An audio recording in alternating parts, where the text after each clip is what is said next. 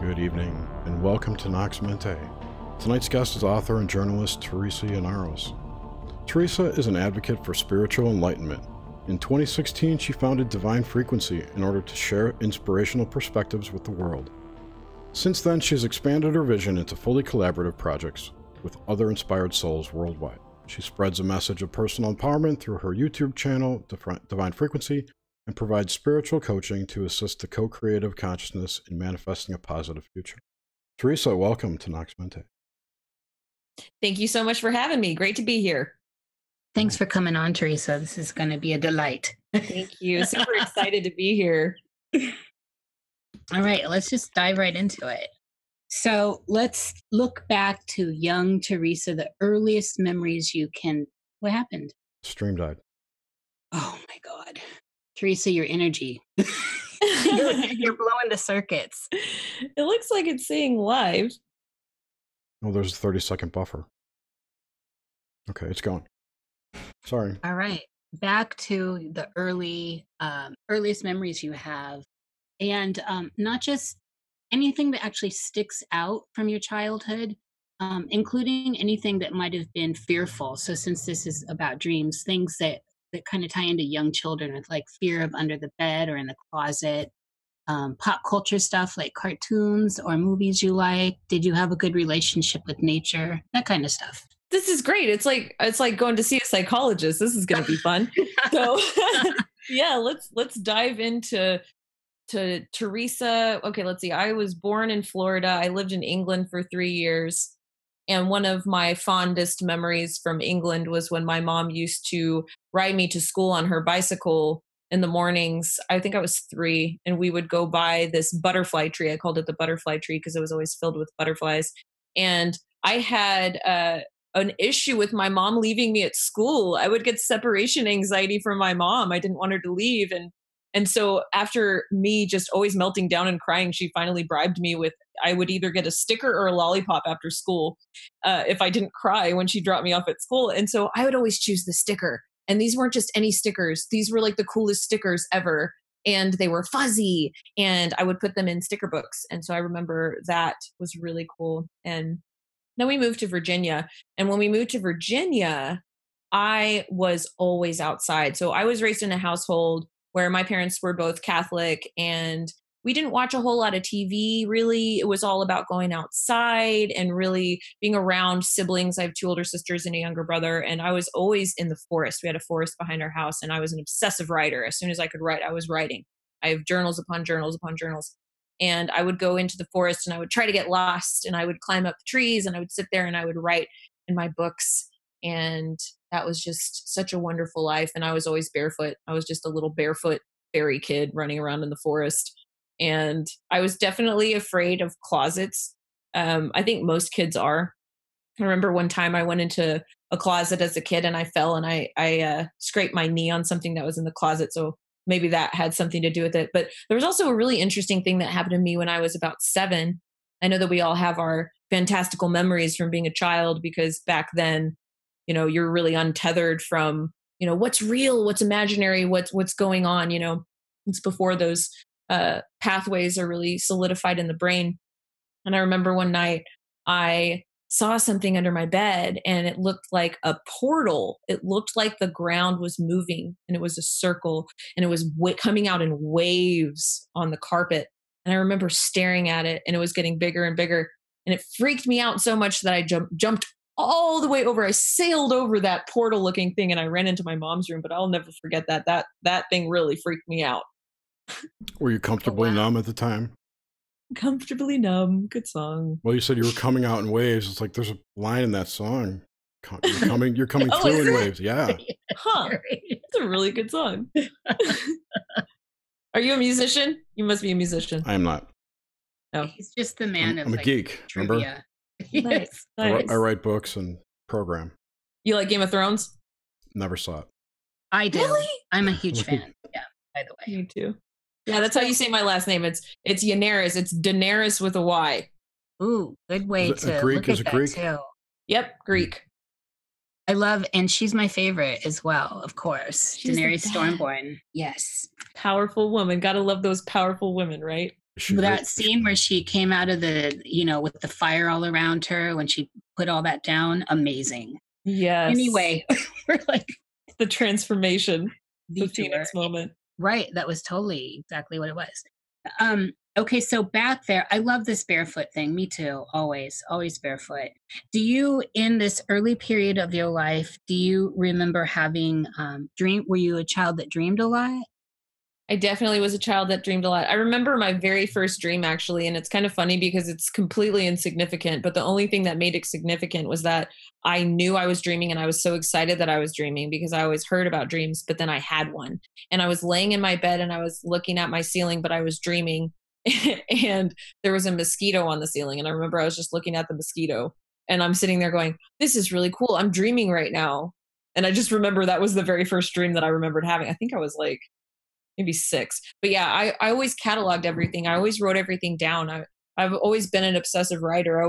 My excuse is that I have a horrible memory, which is why I write everything down. But then I learned recently that I think that's just an excuse. It's that OCD part of me that I like to write things down. But yeah, I used to dream a lot as a child. And actually my dreams significantly increased around the age of 19. And since then, my dreams have actually been even more intense, I would say. Oh, cool. Okay, we'll get there. Oh, teaser. We got pulled back. It was a good question. Sorry, but we will. Well, we can go there now. We'll just backtrack. It's no big deal. I wanted to talk about this mosquito one, your first one. And so it sounded like you were awake within the dream. Mm-hmm. Like you knew, did I hear that right? Like you knew you were dreaming. It was probably before I even knew what an astral experience was. I was probably having an astral experience because I was definitely asleep. But you know how when you're in your astral body and you can actually see through your eyelids, but your eyes are closed. And then you know that because when your eyes open, you've opened your physical eyes, but you were able to see before. Yes. Yeah, absolutely. Yeah. This is, it's nice to hear, especially that 6-year-old period seems to be one of those times. And so at this time too, also say maybe around like, I don't know, 6 to 10, and this fear of the closets that you already gave us, did you have anything that was like the scary dreams, night terrors, stuff where you needed your mom or a light on? Yeah, I did. I remember having a dream, like a consistent dream or a repeating dream, recurring dream, there it is, about a pirate in a pirate ship. And this used to really freak me out. And I'd wake up in the middle of the night and I was terrified. I'd be screaming. And then finally my mom, she's such a magical person. After a few weeks of this, she came in with a piece of paper and she said, okay, Teresa, I want you to draw this ship and this pirate. And I drew it. And she said, now I want you to put it under your pillow. And when you wake up and you're scared, I want you to point at it and you say, you go away. You're not allowed in my dreams anymore. And so I was like, okay, sure. And so then I did it and it totally worked and it never came back. So it was one of those magical moments of my mom coming in and saving the day. Oh, that's great. I like your mom already. Oh, she's amazing. My mom is so cool. And about the fears, though, I would say that I think my strongest fear was definitely the separation anxiety. And that was also more so related with my dad. Like I know that I had issues with, when I was in England with my mom, but my father was in the Air Force. And because my family, before I was born, they were stationed at RAF Woodbridge in Suffolk, England during the time of the Rendlesham Forest incident in 1980. Mm-hmm. It was like a huge UFO sighting. There was a big cover up, whatever. This was a part of my family before I was born. So there was this kind of thread there already about government cover up, government secrets, military conspiracy, that kind of thing. So by the time my dad would leave for months at a time because he was an Air Force pilot. and I would get confused, like, oh, is he going to come back? I didn't know where he was going, and that used to freak me out. So I think one of my larger fears as a child was when my dad would go to work, I would wake up. I could hear, this is really interesting. I could hear the click of the lock of the door. I remember that. And I would just, out of a dead sleep, I would jump out of bed and run down the stairs to give my dad a big old hug before he'd go to work. And he'd drive down the street and I'd wave from the window. My dad and I have always been extremely close. Aww. So that was something from my childhood growing up. My mom would tell the story. She's like, I don't know why Teresa was so freaked out. I don't know why she was so scared about him not coming home. She didn't really understand it. And, but that was when I was a kid. I guess that went away after he retired. He retired when I was 9. It's endearing. This, like, it's almost like, even though you didn't experience it really, but it's almost like that whole abandonment thing that plays out. I know I've got that. Mm-hmm. Definitely. It's intense, and it definitely plays out in our dreams. I'm really intrigued by your being in that Rendlesham Forest period. That's all juicy. We get into woo-woo later, by the way. If you're willing to I get live in the woo-woo, girl. Yeah, okay, girl. We're gonna go there later. And Jerry usually drives that ship. Okay, so let's move up now into when you started to have a really heavy, significant dream life at this 19 period. So I just wanted to get in a little bit more of the stuff that kind of is a foundational stuff, so that we get an understanding of who you are and what you're working with symbolically and all that. Absolutely. Yeah. So, and I can kind of give you a little bit more of an insight there. I've always had a very archetypal mind. I've always been obsessed with English literature. I have a minor in lit. So just growing up, I was always reading. I was always writing, and I had a very vivid imagination. I was an artist. And so by the time I moved into college years, so I graduated from high school when I was 16, and I went to college then. And I was actually, let's see, when did the dreams really start? It was after my cousin died of a drug overdose. And that was kind of my first kind of trekking into interfacing with the supernatural for me, which I think kicked my dream state online in a new way. So after he died, and we were the same age when he died, so we were really close, I sat down at his piano and I felt his presence there with me. And then I started just playing the piano. Suddenly I could play the piano, and he was there with me. And I felt like he was gifting me piano. I don't know if I was writing this song for him or him for me, but we had that connection. And then I was able to use piano really to expand out my creativity. The writing kicked online in a brand new way for me. I was writing a lot of music. And then when I went to college, that was when the dreams really started to kick online. So I can tell you a very significant dream that I had. That was probably the most important, the first important, very important dream that I had. And I walked into a building, and I walked up 7 flights of stairs, and then I stepped onto a landing. And in this hallway that I'm looking at, there are ballerinas getting ready for a performance. And I walk down this hallway, and they're not looking at me. And I turn into a room, and there are ballerinas in the room. And I'm walking through the room, and then all the lights go off. And when all the lights go off, there are hushed whispers. And now the ballerinas are scared, and you can tell that they're afraid by the shuffles, and everyone's moving, and there's chaos. And then a TV screen looms out of the darkness. And this TV screen has a man on it, and he's been beaten, and he's crying, and he's shouting. And I knew that this was propaganda. Now, what's important about this is that I've always been very obsessed with journalism my whole life. I went to school for journalism, and I've always been very obsessed with this idea that we need to critique the images and messages that we receive in the mainstream media. And I think, a lot of this stems from the Rendlesham Forest incident and all of that, those threads carrying through.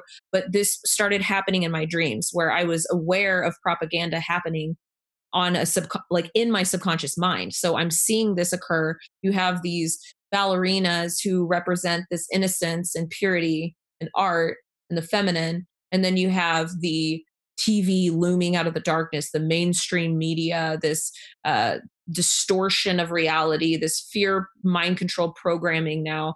And then you see this woman step out of the darkness, and she's got blonde hair, and she's flanked by these soldiers. And then they start seizing and arresting these ballerinas. And so I run to this door, and I go to open the door, and this soldier slams the door back closed, and I look at him. And as soon as our eyes connect, I realize that he can recognize me. I can see it on his face that he recognizes me. And he grabs my arm. And as soon as he grabs my arm, it's like all of my body lights up with electricity. And he looks me in the eye and he says, "The bird opens the window and jumps." He opens the door that he had closed. He pushes me in the room and closes the door after me. Now I'm standing in this empty room by myself. I've just been shoved in this room and told by a soldier, while I can hear the screams going on the other side of the door, "The bird opens the window and jumps." So I run to the window. I open the window. I look down 7 flights down to the ground. And I'm thinking, this is crazy. I'm not going to jump out the window. And then I hear the door open, and without looking behind me, I can hear the people running after me. And I jump out the window. After I jump out the window, I am flying now. So instead of falling, I feel my stomach go up, and then the gravity stops, and I'm just flying through the air. And I'm flying over buildings, and then I go into my apartment, which is like a skyscraper. It's like 20 stories high.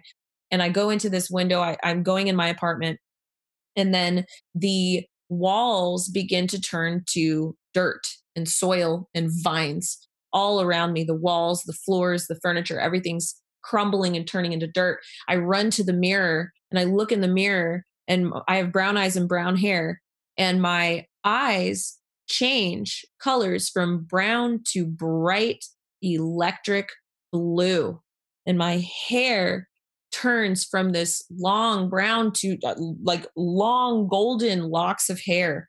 And I'm looking in this mirror, and I'm saying, what in the world is happening? And the matrix was lifting, and I was experiencing the matrix lifting. That's really clear and amazing. Does that there's make so you much. a Pleiadian or a tall white, a Nordic? I think it might have been someone from the inner earth. I didn't know that until later. But all the signs, I think, at this point are pointing to inner earth person. A Garthan. Yeah. Nice. So do you go to reflective this is a practice I always try to perform, and it's one I advise so that you can get an idea of who you are within the landscape wherever you are. It's a good idea in real life too. Not real life, but waking life, whatever that is. Do you generally go to reflective surfaces to get a grip on you within the collective? So I did not know what that was until approximately 3 years ago. And I had written my book, What is Magic? And I started learning about channeling. And then I learned the term scrying. Mm-hmm. And so, yeah, I mean, I just learned it back then. And then when I did, I said, that's interesting to use a reflective surface to impart your subconscious mind onto this mirror and absorb information from the collective psyche through that process. I was pretty fascinated by that concept. So I did try it in a bathtub, and I had very significant results. And that's actually a story in the second book that I'm writing right now, because it was so significant. So yes, I've done that before, and I've used that a few times before. Yeah. And then within the context of dreaming, is that something that you use, or was it specific just to that dream? Oh, that's a really good question.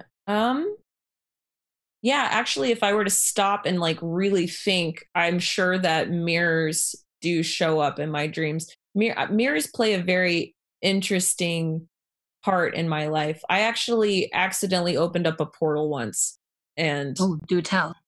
oh my gosh, that was such a crazy story. It's actually like a really stupid thing to do. So I'm just going to like put a disclaimer out there right now. Don't be stupid. Portals are nothing to mess with. I actually did a YouTube video on this. What kind of portal exactly? oh, who really knows, right? Who really knows what a pearl is? Let me just tell you the story Okay. and then we can talk about that. It's a good question though. So I went to New Orleans for my best friend's bachelorette party. And I wanted to go to the voodoo store naturally. So I go into this store and there are books and, gifts and things like that, whatever. I walk up to the lady at the counter and I was like, "Hey, I want a book on voodoo." Okay, and let me just preface this with I wasn't trying to do black magic. I had learned that voodoo just basically meant magic. I wanted to look at it. I wanted to read it. I didn't want to like do black magic. That was not my intention. I just wanted to get a book so that I can learn about what it was. I was curious. And so Girl, I you're was all good here. I love Nola and I love all of that. So I was yeah, okay, cool. So I was kind of messing with her just to kind of see what I could do. That's like the investigative journalist in me. I walked up to her and I was like, "So where are your real books at?" And she looked at me like I was crazy. And I was like, the books in the back. Where are those books? And she's looking at me like, is this girl serious? And I'm like, I want like a real book. I don't want some of these like gag gifts or whatever. And she was like, she looks around and it was kind of late at night by that point. She was like, "Come here." And so she takes me into the back. It was like a movie. There's like a curtain. She takes me through the curtain. We go into the like back room and there's like this, corner with a bookshelf. And she was like, "This is the book you want." And I don't know if she was messing with me. oh, I love this. Yeah, it was really cool. And so she gives me this book and I buy the book and I take the book home. And Do you so remember what the name of the book is? not off the top of my head, but I can find out for you. Yeah, at least send it over to me, that info. I might have it. Huh. Okay. Yeah, I will definitely look that up. I wish I could remember off the top of my head. I'll find out that for you though, for sure. Okay. So I get home and you know me, I've got crystals everywhere. I've got altars. I've got tarot decks. Like that's who I am. So that's just like a natural occurrence in my home. And so in my bedroom, I have my mirror, I've got my dresser, and I guess I had like accidentally put together a pretty hefty, powerful altar because I had the book open because I had been reading it, and then I bought this little statue that was like a skeleton that said Lord of Past Lives. I got that in NOLA as well, and so that's sitting there, and then I have like my incense and like whatever, and so that was there. Then fast forward, I go to work. Let me make sure that I'm telling the story in order. Okay, yeah, I go to work and then I come home from work and I walk in the door and there are flies. There are flies in my apartment. And I'm going, "Why are there flies in here?" I'm looking around, like, is there some kind of rotted food? Like, what's going on? And it was just kind of like a weird energy. It felt kind of sinister. I don't know why, but I was just not feeling good about what was going on. I couldn't find anything. I called my best friend. I told her I was a little freaked out. And I went to go sit down in my office and I'm working. And then the light bulb next to me explodes. And I look over and I'm like, "Oh my gosh, that freaked me out."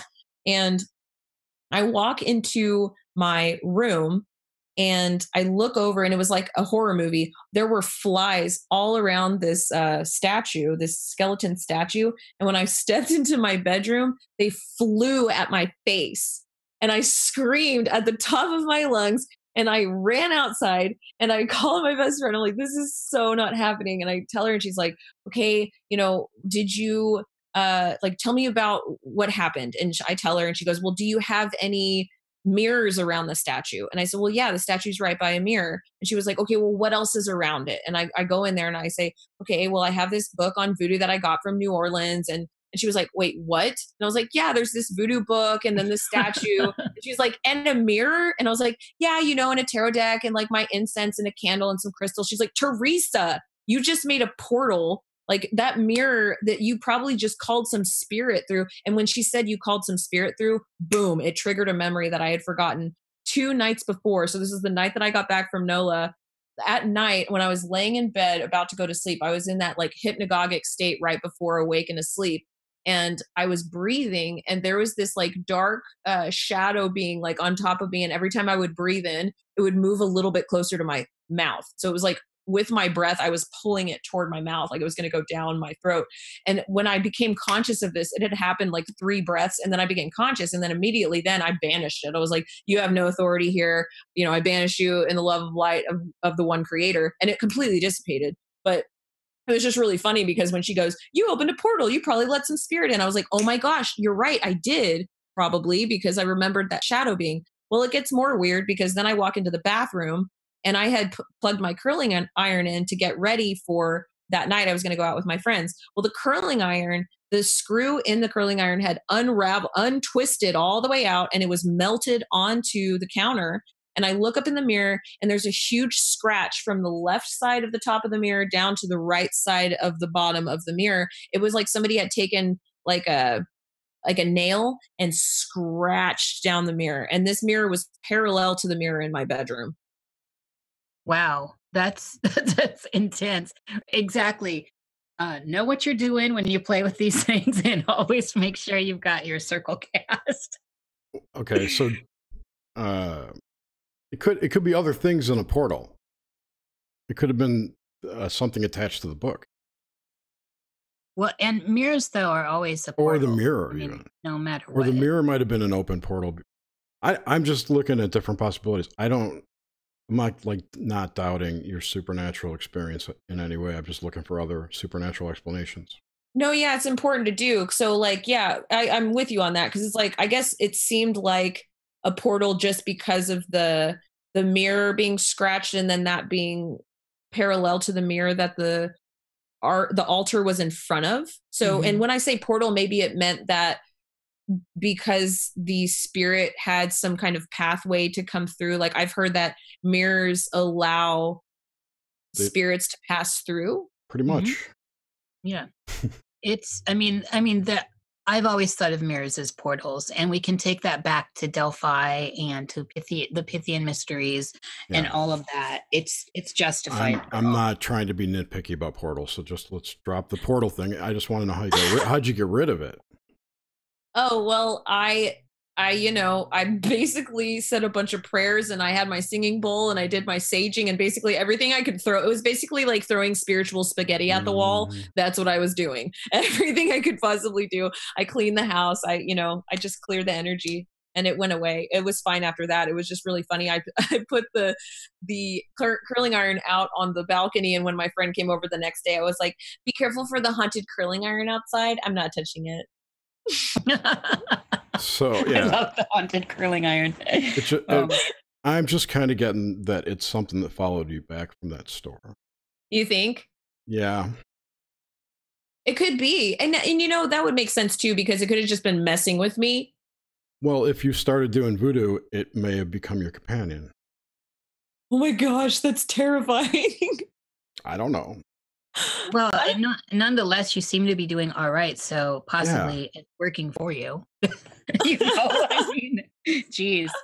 Okay, so what about, all right, so back here with the dreams in this period of 19, how old was your cousin when he died? You were the same age? He was 18, I was 18. Okay, so it was literally like, that was a portal to open all this heavy dreaming for you, as you said earlier. Yeah, it was sort of like that. It made my reality a little elastic, knowing that I could interface with the supernatural like that, because he was there from the other side. He was with me. And then, it's crazy. And so, okay. So let me finish the story, because there's more to the story, and it's actually really fascinating. So I told you guys about the ballerina dream. Yes. And then the next day I woke up and I was like, wow, that was a really crazy dream. And I couldn't get it out of my head all day that night. And I didn't know what it meant until the next night, because whenever I went to sleep that night, I actually went back into that same dream. So, but the setting had changed. So I was in a jungle town with my sister, and we were at a party. We were hanging out with our friends, and then we hear the sounds of the military police state cracking down on the city. And then we're all dragged from our houses, and it's the same soldiers that were in the dream from the night before. We're ushered down the street. We're in an open square, like a city square. And there's a stage with the woman, that blonde woman, standing on the stage, but flanked between her soldiers. They've got machine guns, and they would throw a coin into the crowd, and the coin would land on somebody. And when the coin would land on someone, they'd drag the person up to the front and they'd execute them.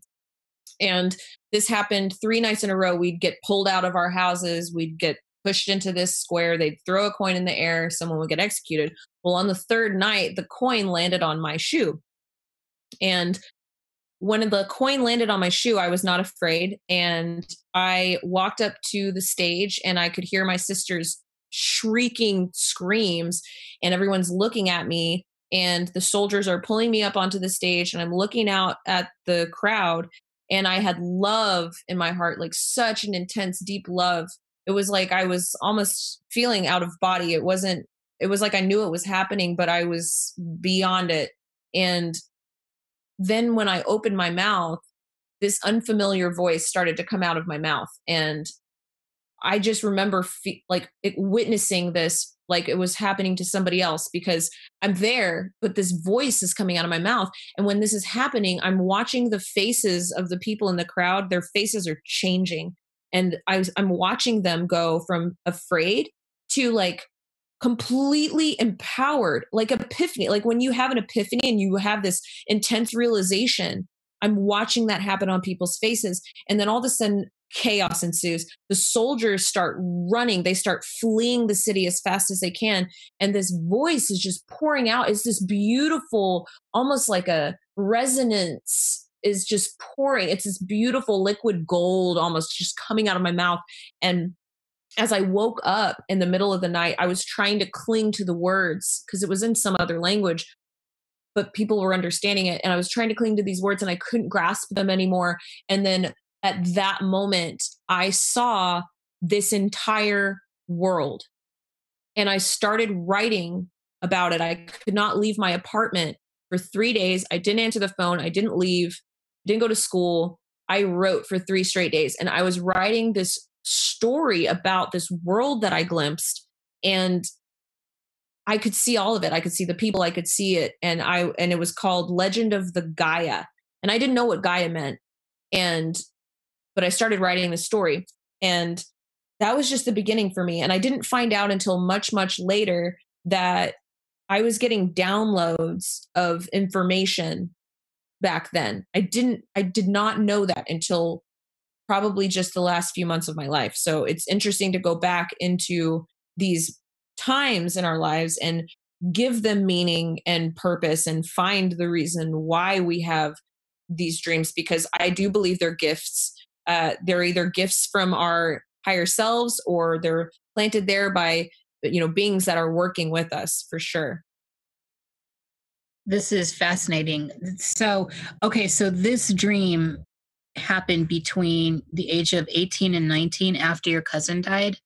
Yes. Actually, the dreams happened at, I think I was 19. So yeah, I think I was 18 and a half when Ryan died. And then I was 19. Yeah, I was 19 whenever these were reoccurring that created this whole download of information. We talk about the download a lot in dreams.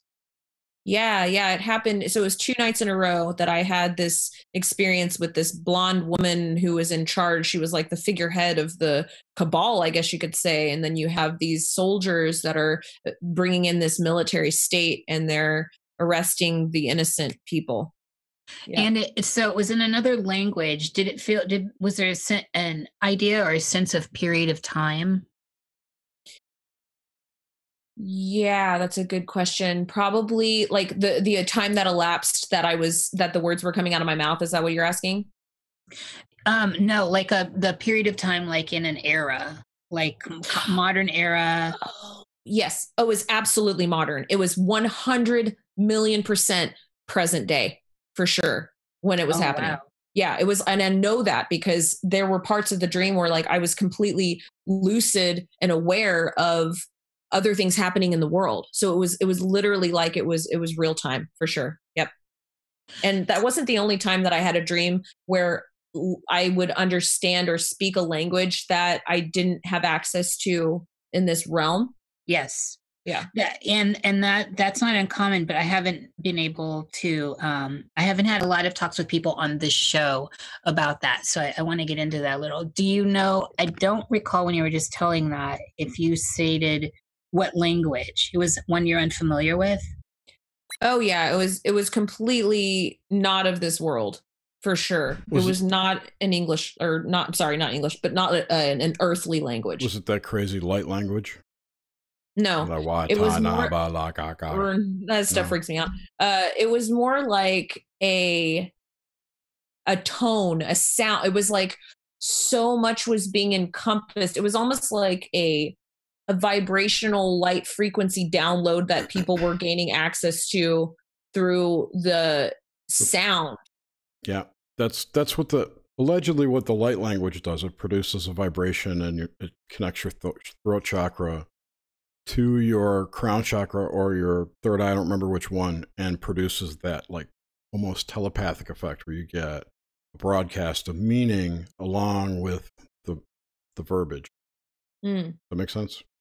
Yeah, totally. Like Enochian, Jerry, is that where you're going with this? No, but people who I've researched, people that I've researched that have this happen to them, you know, they understand each other. I think other people might call it speaking in tongues sometimes, but it's some kind of base level brain response. When the way I've heard it described is that part of your ancestral lineage, of your DNA lineage, is reaching out to you. And the only way that you can talk or speak to your ancestors through the future and past of your timeline is through this common language, which light language. So it's some raw, primal, symbolic, and frequency-based language. Nice. One of the things that struck me listening to it was I really honed in and thought possibly Enochian. If you know what that is, Teresa. I do not. John Dee's stuff. It's a whole other realm of stuff to talk about, but it's kind of like the language of angels as the 15th century, 1500s, 16th century magician John Dee's on the court of Queen Elizabeth. Translated from some spirits. So, and it's fascinating. Okay. So, and back in this, we usually ask about dream landscape and all that. And, I feel like you're giving us that anyway. But in general, so just some more nuts and bolts stuff. In general, outside of this, this kind of massive download, epic kind of stuff, do your standard everyday common issue dreams, what do they look like as far as architecture, sensate, smells, black and white, color, all that kind of just nuts and boltsy stuff? Yeah, I'm trying to pull open my notes because I take dream notes. Come on, my phone's you're good. That's very good. Let's see, what was a recent dream that I had? Yeah, I mean, I have dreams all the time, honestly, and they're all over the place, really. But I do work with birds a lot in my dreams. There are certain symbols that seem to show up, like mirrors, like we were talking about. Another one is staircases that shows up very frequently. I dream a lot at my mom's house. It's a very significant home to me in my life. I have certain places that I go to over and over in my dream. Let's stop there for a minute. So places that you return to that you go to, they're the same as you just said, but do they shift? So it's like your house, but it's always different, or is it always the same? That's a really good question. I guess like there are certain, like there's a beach that I tend to go to a lot with a cliff out in the water. It's like the same place that I tend to go to over and over again. I'm like, oh, I'm at this place again. So there are places like that. But you bring up a really good question, because I think that there have been times, if I can dig into my subconscious and pull them out, where there have been times where I've had dreams where I know that I'm like, oh, this is my mom's house, but it doesn't actually look like my mom's house in the dream, So is that kind of what you're talking about? Yes. Yeah, for sure. Yes, absolutely. I'm with you on that. And some people just don't have that, but I find it strangely reassuring that there's a sense of architecture in whatever that space is that seems to be consistent, even though it shifts as far as the images. The place, it knows you. It's like home or the same beach. Okay. So on major symbols in here. So we got birds and staircases. What about water stuff? So you go to the beach, but water creatures. Ooh, water creatures. I'm trying to water stuff in general, but if there are like things in the water, stuff like that. Yeah. So I more so have dreams over water because I have a very strong resonance to the bird archetype. So, like, let me give an example. There was a time, this was approximately maybe 4 years ago now. It was my first Kundalini awakening experience where I prepared I meditated for a bunch of days in a row. It was like almost a year to prepare for this. And then I did this Kundalini meditation. And then that night when I went to sleep, I had a really intense dream. And in this dream, I was in the ether. So it was like all pitch black. And I was in this like abyss of nothingness. And I could hear all of the voices of every single human that has ever lived, that's living now, that ever will live. And it was all of the fear, any fear or anguish or pain was coming out of their mouths. I could hear it. I was basically wearing the burden of the weight of that vibration, and it was really intense. And then it shifted and I felt all of the anger and of everyone that's ever lived, that anyone that was living now, anyone who would ever live. And then all of a sudden, boom, it dissipated. And I was flying like an arrow, shooting like an arrow over a completely still ocean. And it was like perfectly flat. And I'm shooting over this ocean and I can see down into the water and the reflection of the light above. And it was super cool. It was like such an amazing experience, and the wind's flying past my head. And then I descended into the center of the earth, and I'm standing in an amethyst cave, and there are purple crystals all around me. And I heard essentially the voice of the creator saying that the infinite creator and our collective consciousness, all of us together, like we are stronger than any fear or pain, and we will prevail through love. It was really cool. And I woke up and my whole body was on fire. It was really intense. But that's one example of water in my dreams. There's a lot of times I'm flying over water, and there's like that sense of being above this clear contact lens of water. It's gorgeous. I love the amethyst cave. Let's talk on birds for a minute. So since that's a significant part of this other dimension that we call dreams, so when you're communicating with them, what is there a general, do they come as we see them in, say, waking life, or are they more fantastic? What form do they take when you encounter them, and how's the communication aspect between you and birds? Yeah, I'm just taking some notes so that I can make sure that I'm remembering. So we can hear all the typing there, Typey McTyperson. So oh, you can hear me typing? Yeah, it's all right, Teresa, it's all right. Sorry, I was taking notes on the Enochian language of angels, like what you were talking about, and then I wrote down peacock, eagle, ravens, because I know those are things I need to talk about. Yes. Write down yes, Jason Louv, L-O-U-V. Jason Louv, L-O-U-V, just got put out a nice book about John Dee and the angels. Nice. Sorry, I didn't mean to be typing over the live stream there. Yeah, okay, so birds. Birds definitely have a fantastical, what's the word I'm looking for?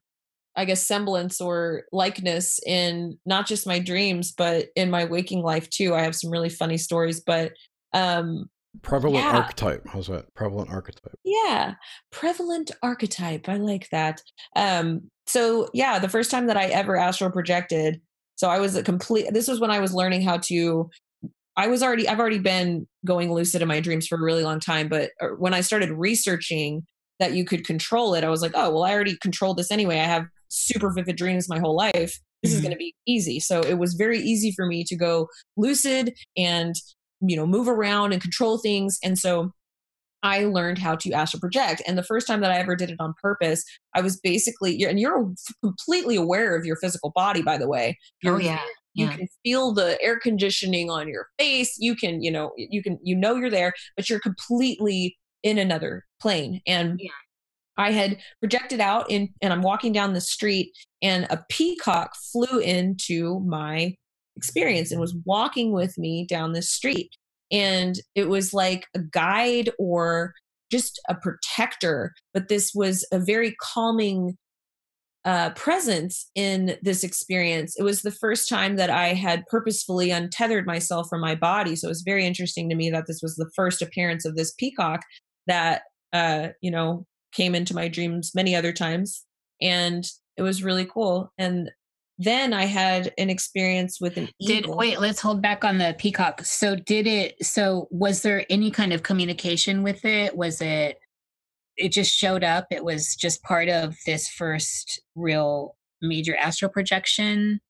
It showed up, it flew in from the left side down to the right, and then it landed on the ground. And I remember thinking, that's really interesting, because I was on a street, like in just a normal neighborhood. And I thought, well, how interesting for a peacock to be here. It was very out of place, and it was very beautiful. And it kind of was walking off into the yards around me, kind of just doing its own thing. It was really not there to interface with me. It was just there to be there with me as I was going through my experience. That's cool.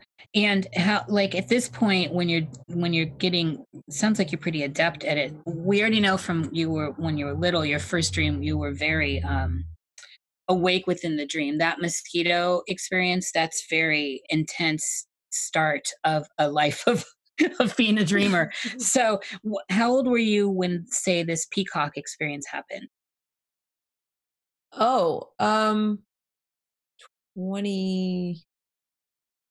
27. Oh, that's so Saturn return too. That's interesting. Okay. Oh yeah, that was a crazy year for me. That was the year that I wrote What is Magic, and that's why there's a peacock on my cover, on my book cover, actually. I have to read your book. I did not know you wrote a book called Where. I did not know this, so I'm going to be digging into that. That was the author part of author and journalist. Yeah, no, I got that, Jerry, but I didn't know what, and it sounds like an extremely interesting book that I would want to read. There's a lot about dreams in this book, actually. I go very deeply into dream states and altered states of consciousness and astral projection and reincarnation and the soul, body, and life between lives and all of that. Oh, good. And we're going to get into all that. So, and you wrote it during your Saturn return, which is significant also. Now I'm second guessing myself. No, it must have been. She was done with that. She wrote it when she was 30. No, I didn't. It just came out in February this year. I just published it. Okay, hold on. Let me tell that story, because I published the book. I think it was actually Saturn Returns. Yeah, when I wrote it, because I think you can find out in the book, because my birthday happens in the book, and I say 28. I think I turned 28. That's Saturn return. Depends on where it is and when you were born, but 27 to 30 is considered the envelope of Saturn return. Right. And then I didn't publish the book until years after I wrote the book. So that's where that discrepancy is. Sandbagger. Dude, I went through a divorce. I was like, I did too in my Saturn return. Join the club. That was, I totally was like shedding everything. I'm like, I'm done with all of it. Well, actually, Saturn had told me I was done with all of it, I guess. Okay, so we were moving on to the Raven, correct? Sure, yeah, we can go with the Raven. I want to hash out all the birds first in these astral projections. Yeah. Okay, so then there was an experience with an eagle that was actually not in a dream, it was in meditation. So I don't know if that's cheating. Well, it's okay, so that's so it's not cheating, because this whole thing is about states of consciousness, right? And meditation. So give us an idea of what meditation is for you. Yeah. Okay. So I learned about meditation probably 3 or 4 years ago. It's funny because I was raised Catholic. So when I started writing What is Magic, it's funny when you read the beginning, like the first chapter, because you're watching me realize that, this is meditation. This looks really cool. Like, this sounds like I could calm my mind and actually, find myself in these things. And I'm second guessing myself because of my Catholic upbringing. And I'm like, but isn't that demonic? And it's so hilarious because you're really mind controlled a lot, or I was raised to have so much fear against any of this quote unquote woo-woo stuff, which is so funny because it's been such a huge part of my life. And then finally, when I kind of blew the lid off of that, and I'm like, this is ridiculous. We all have been meditating.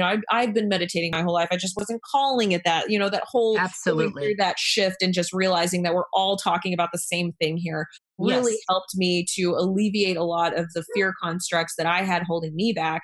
And so I went into learning about meditation, and I would focus on my breathing. I would do yoga in the morning to make sure that my body was working. I was eating very healthily. I knew that taking on a meditation regimen is actually it's a life change. It's a lifestyle that you're taking on. It's not just like, oh, I'm going to sit around and I'm going to close my eyes for a minute. I mean, sure, yeah, it can be that, but for me, I took on a new lifestyle, and what that consisted of was any moment you can go into meditation, but it's about calming yourself, going into the stillness, opening your heart up to gratitude within every moment. I do believe that we have a choice on this planet. We have free will. We get to choose whether or not we're going to be the initiate. We can move around unconsciously in our daily life, or we can pull our life into our conscious mind.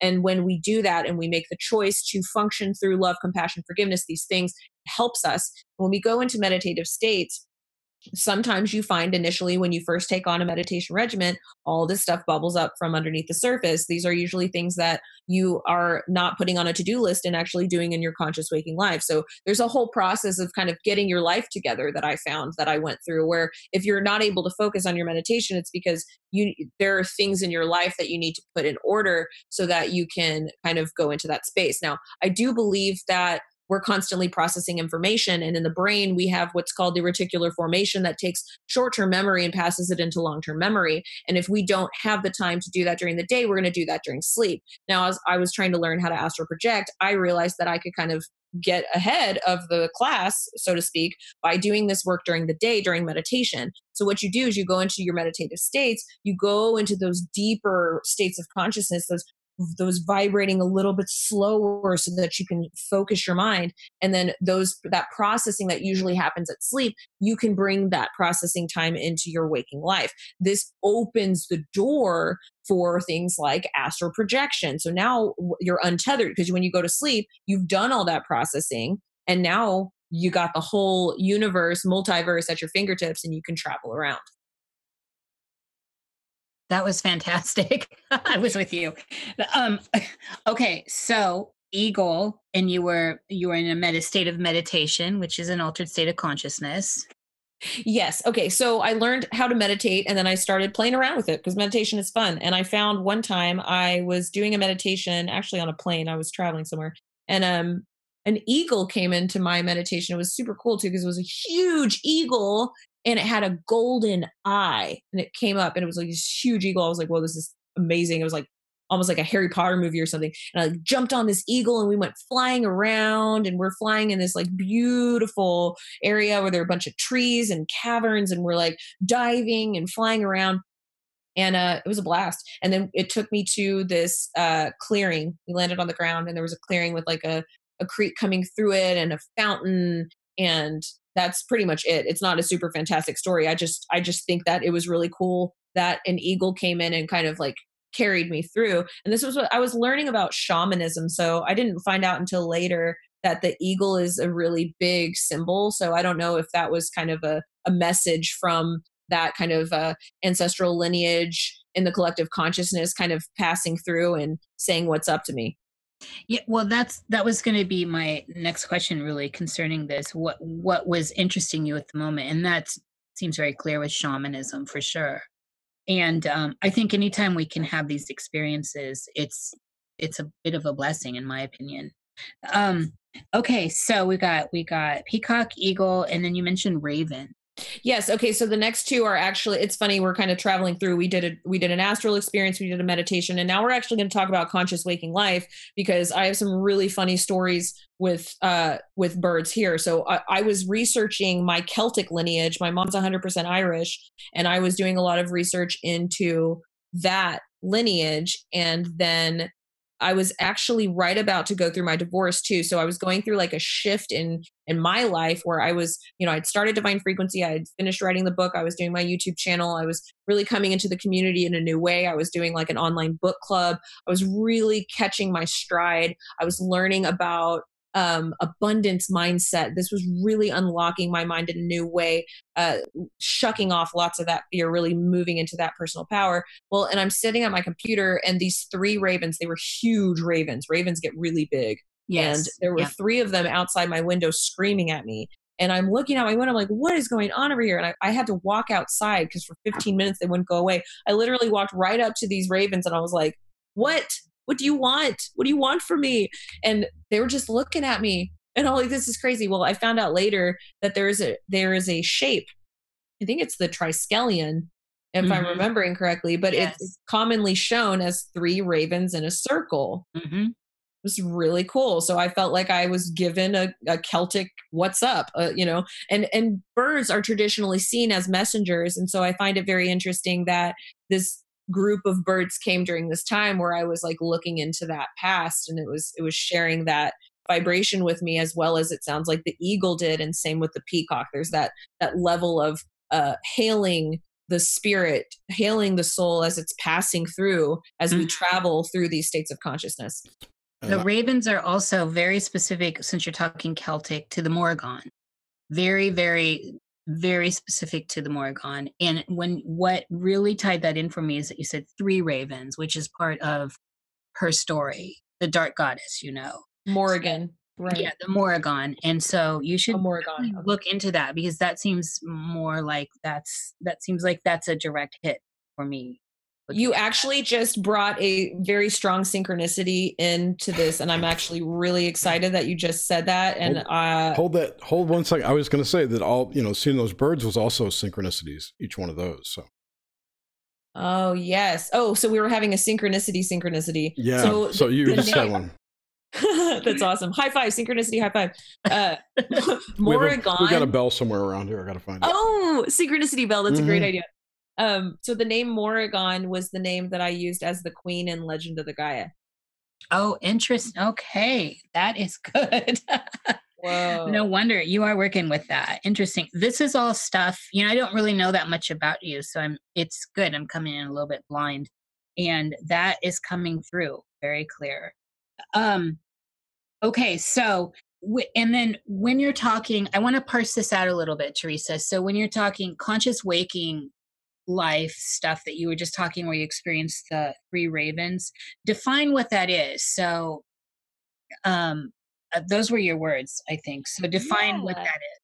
Yeah, so I would say conscious waking life is just, when you're walking around living your normal life. I was sitting at my computer, so that was, we can look up the brainwave state. I always forget. I think it's delta, alpha, or theta.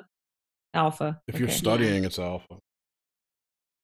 Yeah. So yeah, I would say the alpha brainwave state, and you're conscious because you can do an EEG, right? You can actually go and test this scientifically.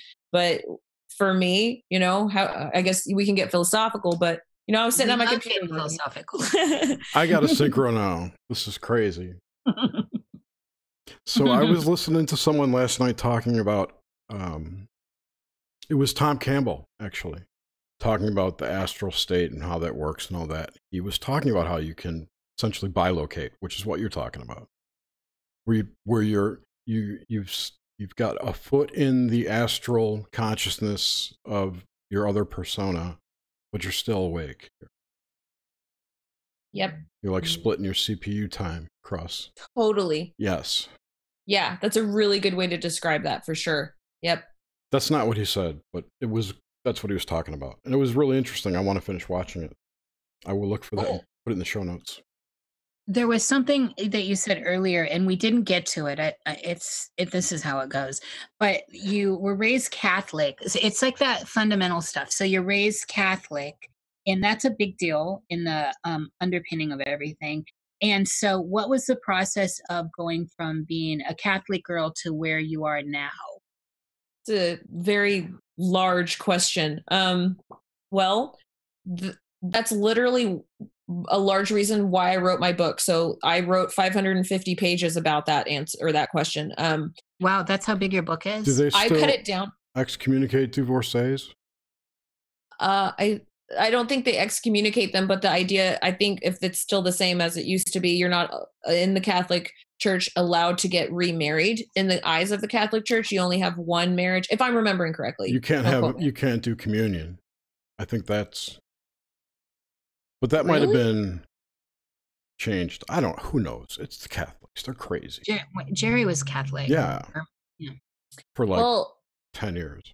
I forgot what I was saying. I'm sorry. So your process, you wrote 550 pages. Oh, right. Okay. Yeah. And I was going to say that I cut it down. It's like 415 pages or something like that now, but it was 550 when I finished. But anyway, to answer your question directly, I was raised Catholic. I was in a youth band when I was in high school. I was very, into my faith and everything because I had, spiritual experiences. I felt the Holy Spirit, all of that.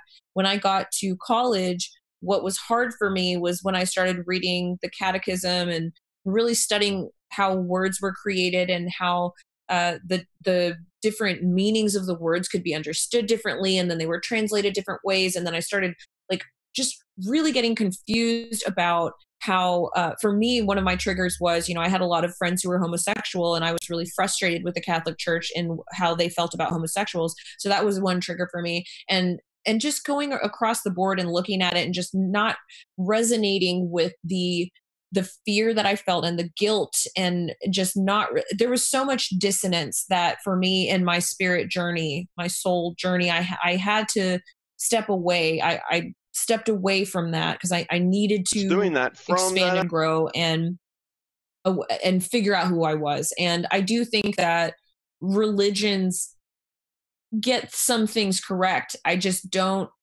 what wasn't resonating with me was the control constructs. That it wasn't until later, when I was maybe 24 or 25, when I started to look at all the different world religions and looking at the threads of synchronicity and truth of all of them, that I realized that there is so much truth out there. It's just, for me, I was just wanting to find that truth. And I'm not saying that the Catholic religion is bad or whatever. I'm just saying, for me, what resonates with me is finding a way where there is no intermediary between myself and the one infinite creator. And I felt stifled by that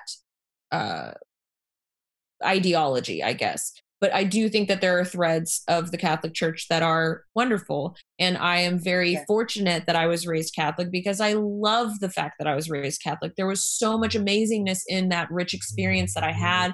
And there is a lot of spirituality that came through from the beginning, that from when I was born to now, because of that. So I really want to just make sure that I'm not coming across as somebody that's trying to trash any religion, because that's really not how I feel. It's just that when I started to see evidence of reincarnation and the soul being really untethered from the body, and then the mystical aspects of that, like the mysticism that I've been through, that I've interfaced with, that is a part of who I am, because I am a mystic. It's very hard for someone like me, and many, many of us out there, and I know people in this chat that I'm looking at because I see the names. There are lots of us here that are having mystical experiences that we're going through this shift on a collective level on this planet right now, where we're shucking off these fear-based mind control programming systems that are no longer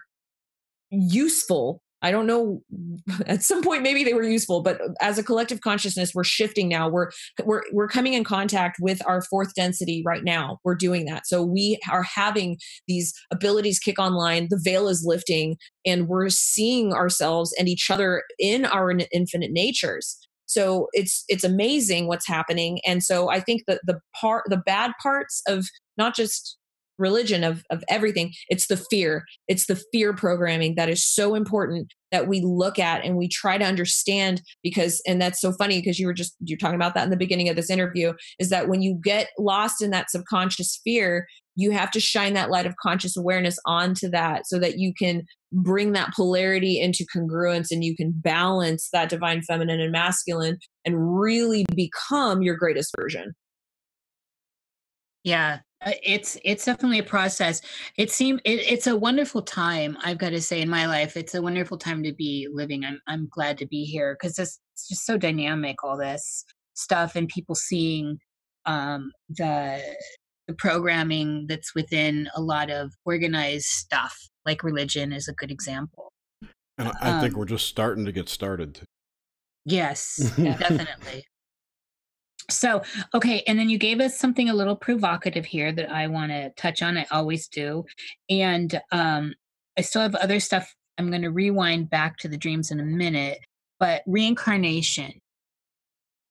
Yes. So I was given a book when I was 26 by my father, who my parents had just gone through a divorce, and he started dating this woman who actually was a psychologist, and she had 10 years experience regressing patients into past lives. This did not make sense to my dad because he was a devout Catholic man, and he's like, "What are you talking about?" And basically what he learned was that there are psychologists out there that regress people into through meditative states. They can travel in through their memory back in time so that they can uncover traumas. Now this is like, that's mainstream, people know about It's like that, but QHHT kind of thing. right. And so then you have certain psychologists that will actually regress people into past lives. Now, this happened to my dad's ex girlfriend. She figured out that that was a thing, and she's like, "What the heck?" So she starts researching this and finds that this is like worldwide. People do this, and so she didn't believe it at first. Then she starts realizing that that's a thing. People would have traumas from past lives, that you could put them into these past lives, and they would heal these traumas, whatever that looks like. It doesn't matter if you believe it or not. That's just the story. That's what some people do, that whether it's true or not, whatever. But my story and how I interfaced with that information was that my dad gave me a book called Journey of Souls by Dr. Michael Newton. And this book was written by a man who, he was a psychologist too, and he spent 10 years of his life compiling case studies from patients who he would regress into a past life, but then he would take them through that death sequence into what's called like the life between lives, or the space in between. And they would have these experiences where they would be met by relatives or whatever, and they would go into this tunnel, and then they would go into this afterlife. They would, meet with other souls that were in their quote unquote soul group, and then they would choose that life, the next life, and then they would go and reincarnate. So he spent 10 years compiling case studies, and he put together this book that basically takes you through the life between lives, or the journey of the soul. Now, when he gave me this book, he told me that I needed to read it, and explain why. And I told him he was crazy, but I read the book anyway. And when I started to read the book, I actually started to have out of body experiences myself. And when that started to happen, things got really weird. And then that's when I started writing What is Magic, because everything leading up to that moment, whenever you realize that you can go out of body, everything changes. I was standing in my room next to my bed, and I looked down at my body. There's my body in bed, and I'm standing there, and everything was super light. It was like I was untethered. There was no pain. And it was like there was light coming from the walls, and there was an inherent quality of light in all the objects around me. And then I floated through the door and floated down the hallway, and I could zoom in on the filaments of fabric and the blankets on the couch and everything. And then I float into the kitchen, and I see my dishes, my dirty dishes from the night before that I had forgotten that I had left on the counter. And at that moment, I knew that I was actually standing in my kitchen, because it was a conscious trigger that I didn't know my plate was there. But at that moment, I'm like, oh, I left my plate in here. And so I floated back to my body, and I woke up, and I'm like, wow, that was crazy. And that was just the beginning for me. And then my ex-husband, actually, he was a PhD scientist, and he got tired of me talking about this book. I was like halfway through the book, and he said, "You know what? I'm just going to do a past life regression. I'm just going to do one." And I was like, what do you mean you're just going to do it? And he said, "Oh, I'm just going to find a YouTube video. I'm going to go into a meditative state, and I'm going to go into a past life." And I was like, "I think that's a bad idea. I don't think you should do that." And he said, "Well, I'm going to do it anyway. I'm a scientist, and that's what I do." And so he gets the YouTube video up there, and he lays on the couch, and he goes into this meditative state, and I'm sitting there. And then I hear him say in this really like quiet voice, that says, "It's not working." And I walked over, and I had been reading this book that's basically case studies. And so I take on the role of the psychologist, and I say, "Well, look at your feet. What do you see?" And he starts describing this scene.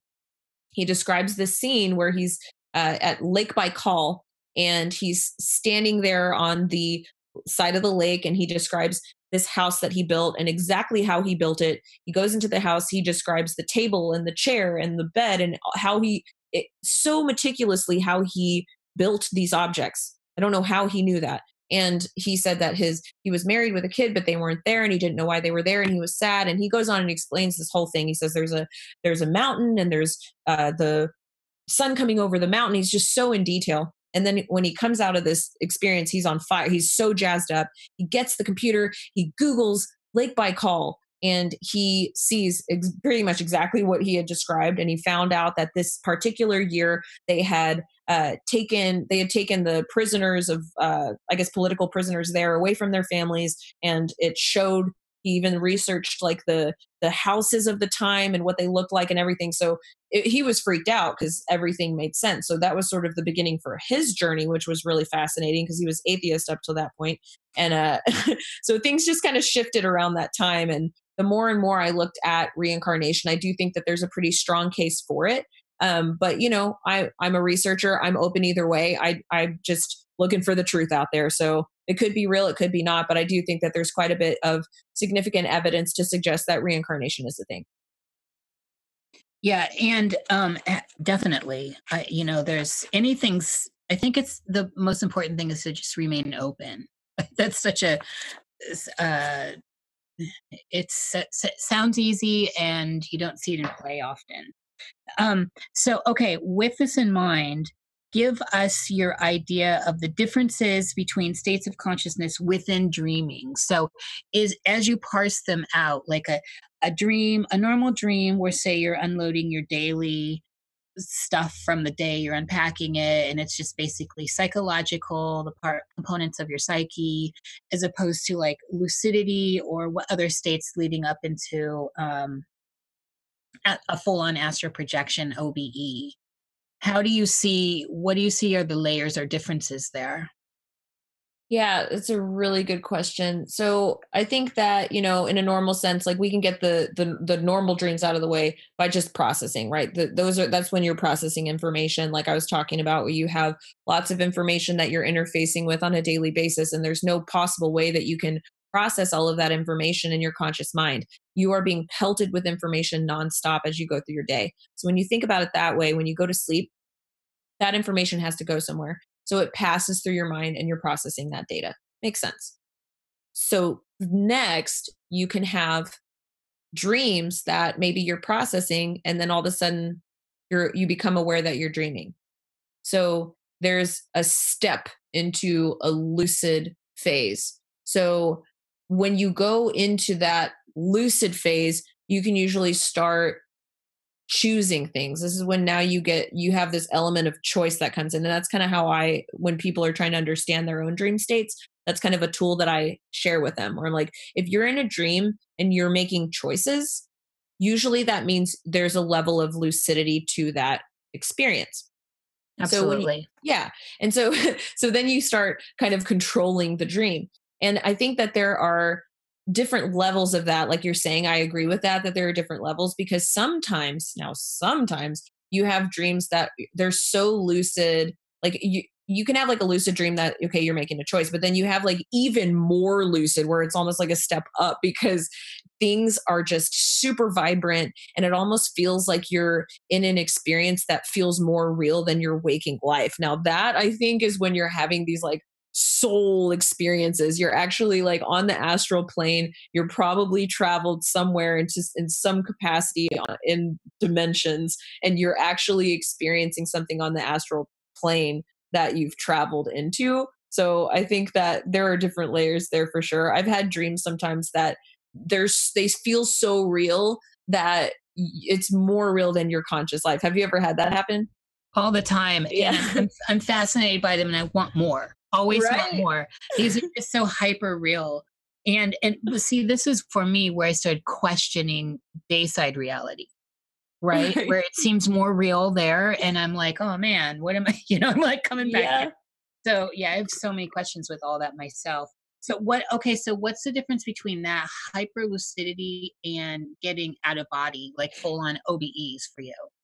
Yeah. Okay. And hold on. I wanted to backtrack for 1 second because I wanted to mention like the soul reality. So, like, we have our conscious waking life here, which is when I say conscious waking life here, we're in this third dimensional reality. We have our physical body, right? This is our physical body. So, this is our conscious waking life, as you know, in the words that I'm using. But your soul reality, like your soul is inhabiting this body. We are multidimensional beings inhabiting a physical body. Therefore, our soul reality is so much greater and more expansive than this experience we're having right here, which is pretty cool. And the reason why we're having this physical experience is because we're here to manifest in this physical. So we can actually create things. It's really powerful to have a physical body because we can create in this three-dimensional realm. Now, when we become untethered, and usually this happens because when we're sleeping, we can go into these theta brainwave states and go really deep, and we can access that soul reality. And now we can move out of body because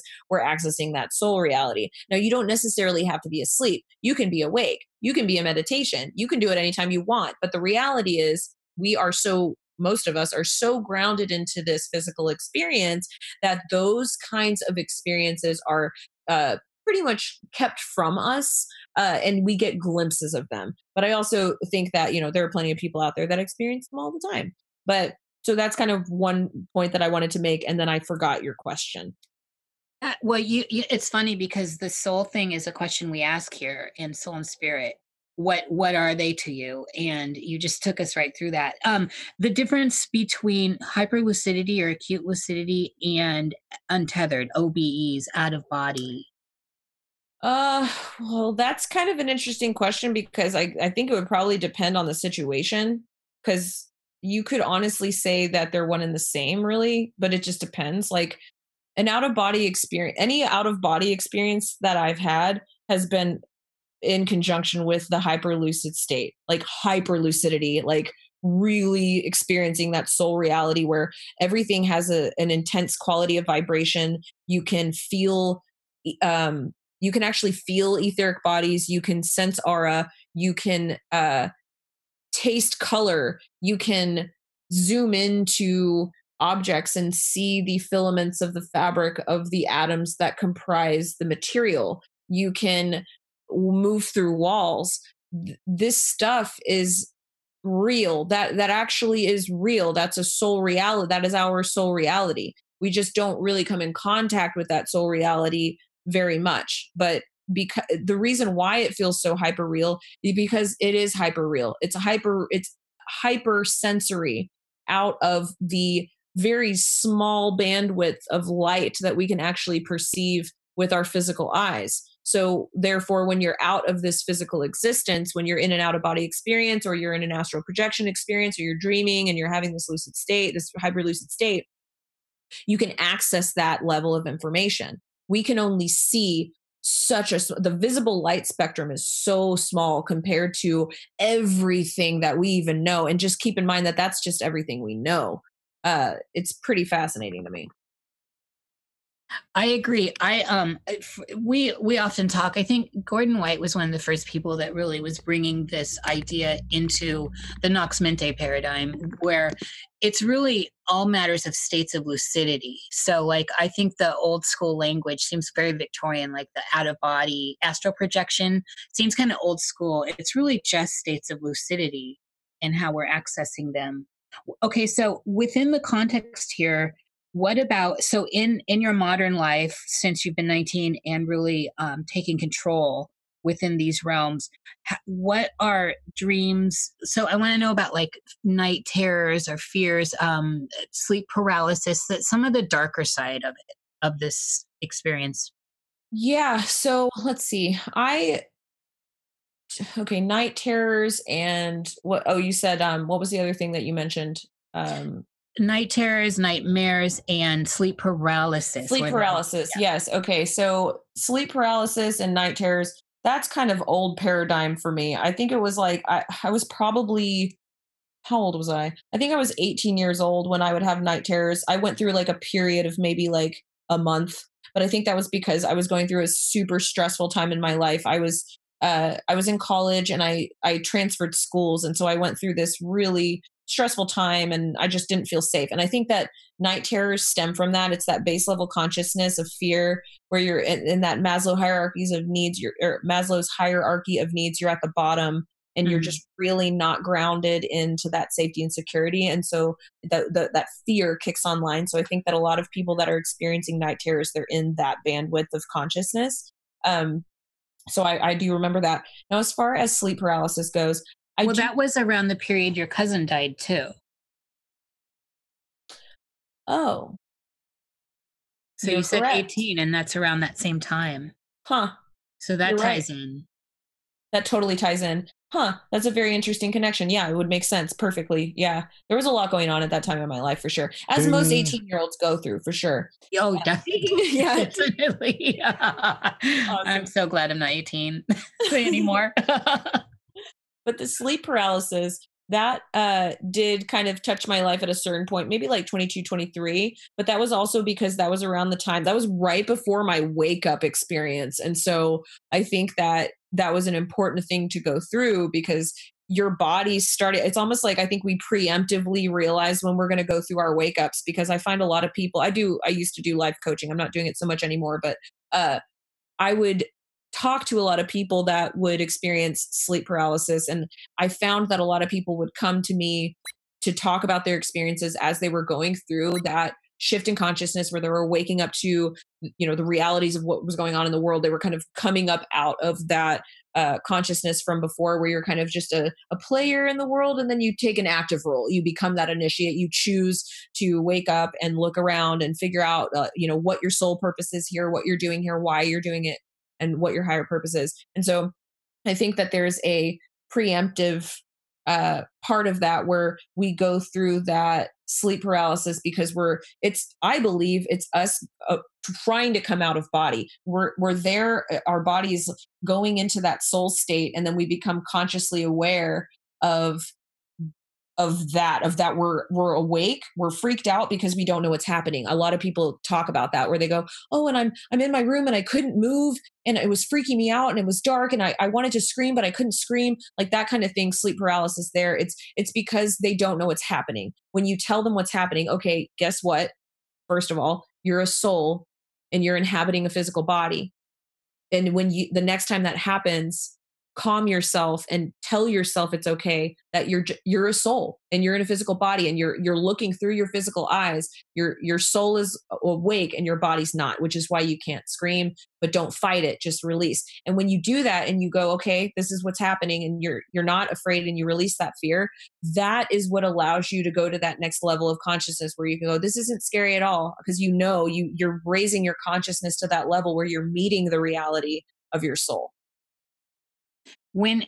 So you said you said so many provocative things tonight. When you were 23, the wake up experience, I'm deeply interested in knowing what that is, because 23 is such a significant year in, say, like in the magical sense of it. Yeah, it happened in stages. I was actually in a metal band at the time, if you can believe that. I used to. Oh my God. Okay. I love you. I love you. Yeah, it was a metal band. Rad. Were either your parents in the military? My dad was an Air Force pilot. Did you ever live on a base? Yeah, she said that in the beginning. Okay, I was doing show stuff. I'm sorry. Rendlesham. Remember in England? Oh, you lived on Rendlesham. Is that why you mentioned it? Well, I was not alive yet, but my family lived there. They were stationed at RAF, Royal Air Force Woodbridge in Suffolk, England. Okay. So was it 83 when the Rendlesham 80. incident? 80? 1980. Mm-hmm. So you weren't alive yet.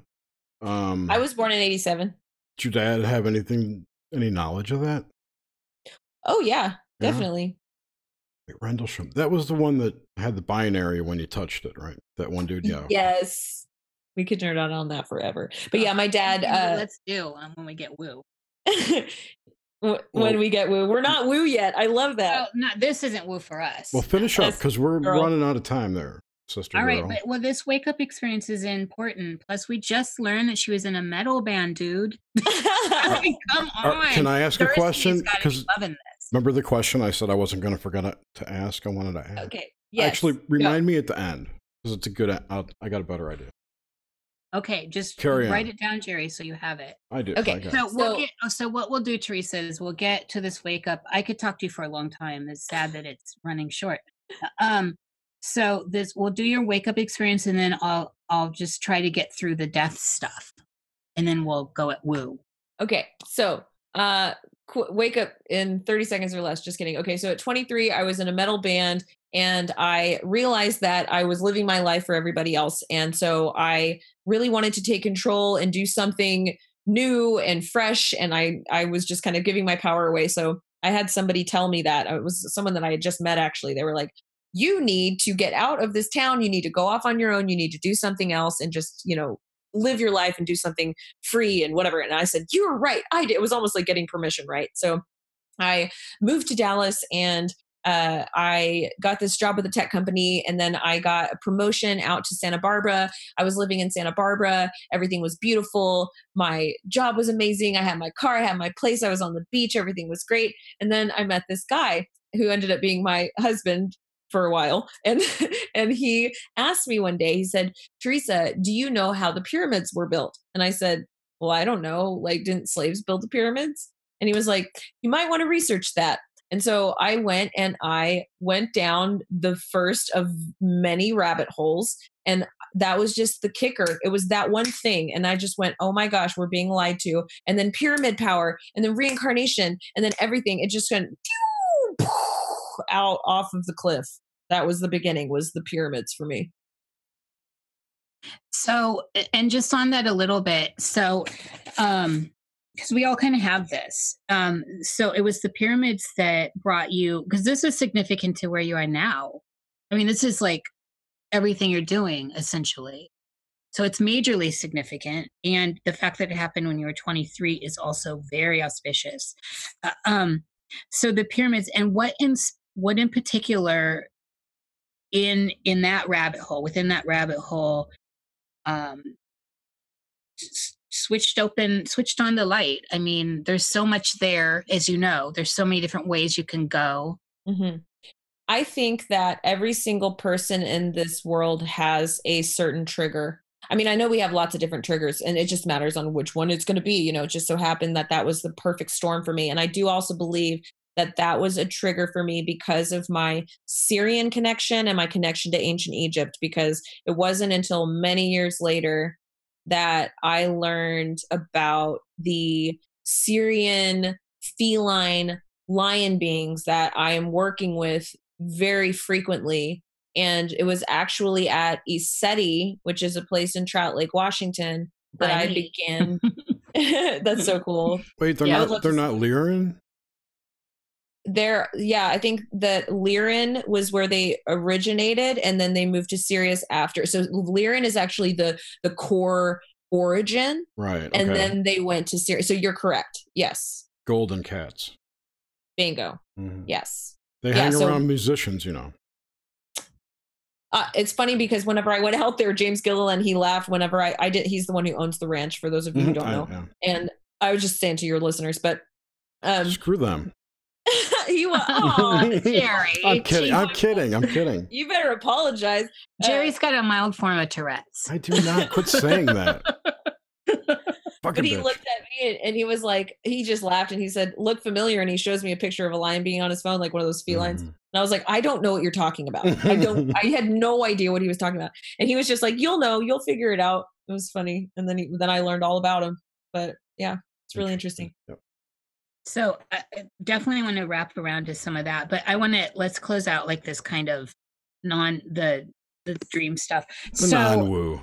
Yeah, which is woo to a lot of people, but not to us. And okay, so with all this, where we are, so to move into this kind of last phase of Nox Mente have you encountered within the dream space, within the dreaming, people that you've known that have passed, and even your cousin, like those that have died, including animals? Yes, my grandmother came to me in a dream. It was a year after she died, and it was a very intense dream. I was actually in my house in England sitting with my mom, and my grandmother came and sat on the couch with us, or actually was on the bed, and we were talking, having a wonderful time together. I woke up in the middle of the night. I texted my dad, and this was not very common. Like, I don't really get visited by um, relatives a whole lot, passed on relatives. This was one of the first times that this happened. So I knew it was significant. I woke up in the middle of the night. I texted my dad, "Hey, your mom visited me." And then 2 hours later, he had texted me back, but I didn't get the text until the morning when I woke up. And he said that my grandmother's brother had passed away that night, in the night. And right around the time that my grandmother, but when I had texted my dad to tell him that my grandmother had visited me, and my dad said, it looks like grandma came to pass through to get her brother, and she stopped by and said hi to you. Wow, that's good. I love the death, the communication, like through this state as someone is passing through whatever it is. It just seems so magical, and has given me like a sense of yeah, it just seems right. With your cousin, did you encounter any dreams with him after he passed? That's a really good question. I not any that is sticking out, but I'm sure I have. I'm sure that I've had him come to me a couple of times in dream state. He always seems to be 11 years old. It's like a certain age that he always comes into my dream state in. Yes. Yeah. But I think maybe 2 times, 2 or 3 times, not a whole lot though. And so in this, is there so on this, what are your ideas of the state of death? Like, so again, this is, we're not hanging anything up on, we don't want regurgitated stuff where you feel, which is what you've been bringing the whole time. It's not about proving anything here. So what are your ideas on death, even though you've really outlined a lot of that already, and the process of dying? So where do we go, Teresa? What's going on when we leave the vessel? I think that we have, well, and I think it's different. It's the same but different depending. So I think that we come out of our souls are in our body. I do believe that our souls are actually here in our bodies somewhere. I do believe that. I know that some people disagree with me, but I feel like our soul is local to our heart, is what I've always said. I don't know why I feel that way, but I feel that. I know some people think that the soul's non-local, and then I think that we come up into, because we're finite, we're small here in this physical body, and then we expand, like our soul expands, because I believe that when we come here, I know that you're talking about death, but I have to kind of go backwards in order to talk about that. I feel like we come from the source, like the source is the densest center of the Godhead of information. And I believe in the toroidal universe. So it's sort of like the shape of an apple. Yes. And so the way that, and I have always described it this way. And then I learned one day that there's actually something called the toroidal universe. And I freaked out because I was like, that's exactly how I've been describing this, because I can see it in my head. So our souls are ejected out the top of this ball at the center, this super, super dense package of information. That's the Godhead. And then our souls are ejected out the top, and then we are living and learning and growing and expanding and adding information into this tapestry that is the oversoul. And at some point, and I believe in reincarnation, but this structure works either way, whether you believe in it or not. But I'm just going to describe it through the lens of reincarnation. So we're reincarnating over and over. Our souls are growing and growing and growing. And also we have to know that this is all collective. So we're not just separate. We're having this collective experience. At some point we realize that we're one. And then I believe that's like on the outer rim of the apple when we're about to start coming together. So then we start pulling in together. So we start going in toward the center, because now we're coming back to the source. And at that point, that's when, some people talk about like fourth density, fifth density. That's like density of the soul or level of consciousness. And that those densities are moving closer to that, the Godhead again. So it's like a journey of the soul that goes in kind of like a circle. So to answer your question directly, going back to the death question, when we die, we potentially are going to incarnate here some more if we're still learning lessons, if there's still things that we want to experience. It's not just about like a lesson, like, when I say lesson, some people think of like in a classroom and they're, being scolded, but it's really about the experience. It's about learning and growing through your experience. So I think that you go to a realm where there's kind of an intermediary, because there are different densities. When you come here physically as a soul, you are traveling through densities. You're getting more and more and more physical on this three-dimensional plane. And then when you leave out, there are different vibrational realities or stages, or almost like bands of density or bands of experience or consciousness, bands of consciousness. That's a good way to describe it.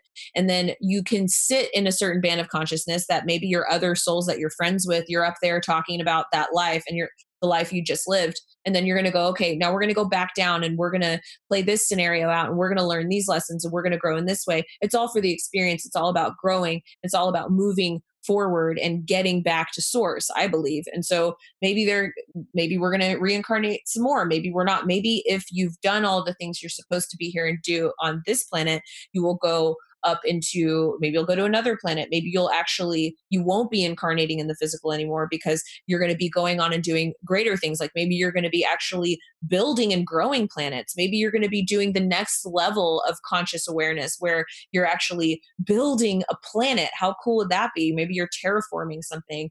And maybe I believe there are other galaxies that exist that are closer to the source, that they're higher density, they're higher vibration. Maybe we're heading there next. Who knows? How does deja vu play into all of this? I believe that there are different phases of deja vu. You can have precognitive deja vu. You can have deja vu from something in the past. You can have deja vu that's actually a multiverse experience happening. So you can be experiencing like a parallel you or a parallel dimension.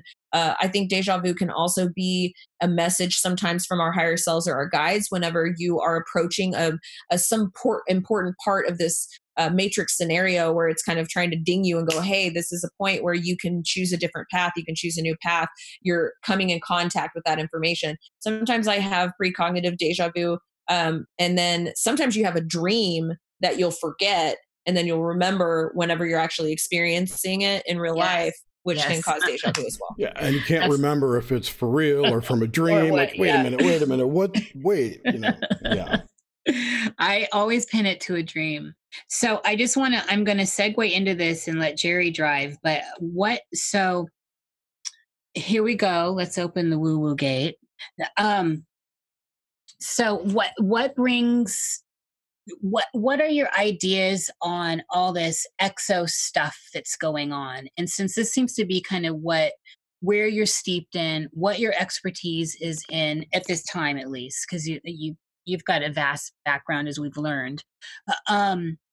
What are your thoughts on what's going on with all of it, with all the alien stuff, the other races, these other states of dimension? I mean, we could tie D-Wave into this. So I want to just jump into the deep end, and I'm going to let Jerry take over because it's usually where he goes. I got how many questions right now? So I just started with one. So yeah, I wasn't listening. I was looking at chat. Okay, well, I'm going to answer her question, and then you can ask me a question. Well, okay. Is that you wanted me to ask the exo question, right? Or answer? Yeah. Okay. Yeah. So I believe that it's really important right now. We're living in a time where it is crucially important. What is the age of disclosure? This is the uncovering of what's hidden. What does that actually mean? It means that we need to be interfacing with our reality in a new way. It's time to go out into the world. People need to wake up. That's what we're doing. We're bringing that. We're actually causing that disclosure. So when people talk about disclosure, when are we going to find out about the aliens?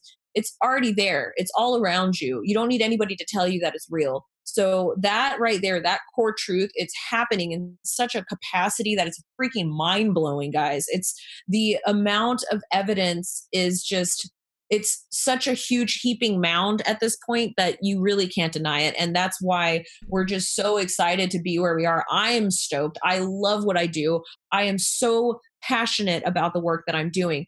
coming from a family that was there during the time of the Rendlesham Forest incident with this huge cover up. Why are we still hearing about the Rendlesham Forest incident? Why are we still hearing about Roswell? Well, it's because the reality that we've been off planet for a long time. We've got governmental systems in place on this planet that are keeping and suppressing this technology from us, but they're not going to be able to do that forever because the information is just seeping out of all of our pores, and we are raising to a level of consciousness where the lie, it's not working anymore. People are going, yeah, no, that's not real. Nobody really follows mainstream media anymore. Why? Because you have citizen journalists coming out on platforms like YouTube and every other social media outlet you can find, and you can follow the people that you want to listen to. You can do your own research. You can get a really great base level understanding and then go deeper from that in so many different arenas. And that's why I believe people are having more extraterrestrial contact. They're coming in contact with who they are, because ultimately we're just mirrors of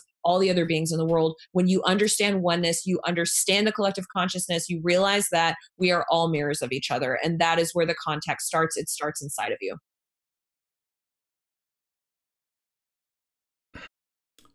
Yeah, so there's a lot to digest, sorry. Sorry, I talk really fast. No, it's okay. No, it wasn't that it was fast. It was just a lot of stuff. The thing that caught me that I was spiraling on was the evidence. There's a ton of evidence. I don't personally see any evidence. So could you cite some? Or,